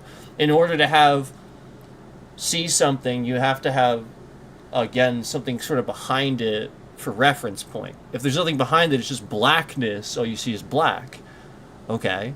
So, you know, when you get a planet or you get something reflecting, suddenly you can see all the stuff around that planet and stuff near it. Okay? So there's all kinds of dark matter and stuff we can't see just because there's nothing in space. So I think the answer to that, moving forward maybe, and we might want to consider this with terraforming and stuff like that, if you just start to get like solar panels and stuff, and you just start putting them in space, because we need them for power anyway, we're gonna need that eventually anyway. I think what you can start doing is you can start using these to bounce light, and maybe like position a telescope and stuff like that too. And you might actually end up seeing more dark matter and more particles in space that are visible to your eye versus when you're just looking at black. Because how are you bouncing light off of it? Okay? I mean, it's the truth. That's why we can only look so far in space. You aren't getting light back. That's why. That's why it goes so far and disperses. Because there's nothing, it doesn't bounce off anything. It just keeps going. That's space. That's the point. An object in motion stays in motion unless acted upon by an outside force. Boom! Okay. So anyway, that's how I look at dark matter, and I personally think, again, that's a lot of what we'll eventually understand about it. It's just a bunch of ash and stuff left over from all the stuff that went boom, all the comet, stardust, all that stuff floating around, space dust, all that stuff, and you know, we just can't see it because, again, there's nothing, there's no light bouncing off of it. You just see black. So. But what is there to see? Okay? I mean, when you walk into a completely pitch black anything, do you see anything? Or, yeah, again, like, does there have to initially be a light or something, reflection? No, like, that's the point. You have to have something at the other end or some sort of point of reference or something. There needs to be something. And again, space is a vacuum void that we quite frankly understand. Even has the ability to void light. You know, like, again, that's the point. There is nothing bouncing it off. It just keeps going. So there's never a point of coming back. Okay? When you're on a planet and you're in a room or you're you know, again, you have light bouncing around. In space, you don't have that. It just keeps going. You have to bounce it off something. I mean, like, that's the whole concept behind radio signals.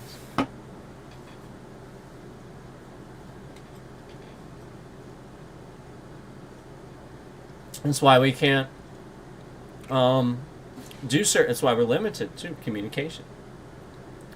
You know, it takes a certain amount of time to get a signal from here to for example, the Mars rover, you know? I think it takes, is it 8 seconds I think it's 8 seconds. I think it's 8 seconds for light to get from the sun to the Earth. I think that's what it is. 8 seconds.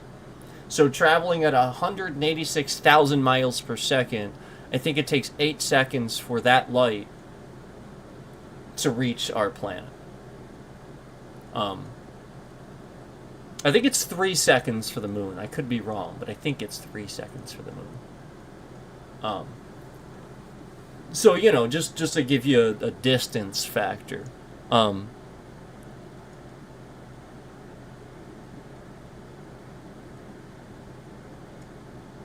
But, you know, again, I could be wrong. I just, you know, I know again that there's a certain amount of time. Maybe it's 3 seconds for the sun and even less for the moon. I don't remember. But, again, you know, you still have to get that light. It has to, you know, return to you, and you have to be able to see it. So, you know, just like the concept where some scientists think maybe stars have already had their supernova, but we haven't seen it yet. You know what I mean? Because it takes time for the light to get to us. So this is why, for example, if you use a space telescope, this is why with the James Webb, when we look into the vast void of space, we see actually sort of into the past. That's why. Because the answer is, just because we have a telescope doesn't mean that we can suddenly see past the fact that the light hasn't reached us yet. We're just seeing what we see. We're not there. Does that make sense? You're still just seeing what you see. Your eyes and everything you see is still bound to that third dimension. It can't pass through time. So you just see what you see. The light hasn't gotten to you yet, so you won't see it. You can't suddenly look into what, you know what I mean? You can't. That's what's so fascinating about that.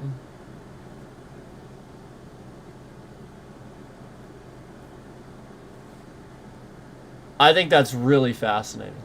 So we can't actually look at the end of space, basically. You just can't. You can't do it. It's a problem. And I think it's on purpose. I think it's built in to prevent you from. And again, it's a roadblock. It's always a challenge. You're supposed to be able to figure out how to overcome that. But the point is, yeah, it's supposed to stop those who would you know use it for bad and stuff like. I think that's the point. It's only going to take a certain individual, you know, or a certain just exactly the right thought process, I suppose. But you know, again, clearly, the point is that it's still a roadblock, yet another thing that we're bound to because we're part of this third dimension where we can't go outside those confines. And likewise for those other dimensions too. Don't think that because there's a seventh or eighth and ninth dimension, those dimensions are somehow like more important or something than yours. It's actually not the case at all. If anything, they might be lesser. So you have to realize we actually might be like having it really good for all we know. You know what I mean? Like it's the sort of thing where you just don't know, and for all you know, that eighth and ninth dimension could be, you know, some sort of weird, you know, like you think about what Marvel did, like that was cool, you know, like it just could be some sort of weird thing where everything's just always falling apart. It's just endlessly falling apart, you know. It just sucks, but maybe that's what it is, you know. And to you, that's what it would look like, but to that universe, maybe it's not. Maybe, you know, like it would be hard. You couldn't even explain it.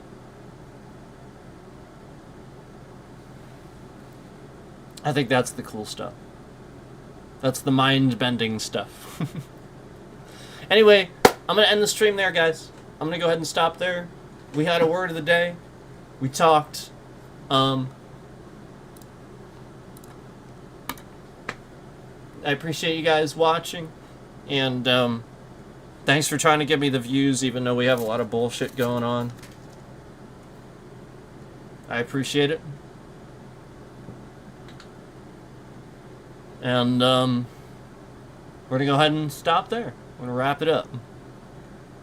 So yeah, thanks for watching my, you know, the universe is actually small video. Because, yeah, maybe it is. Maybe it is. Thanks for watching, guys.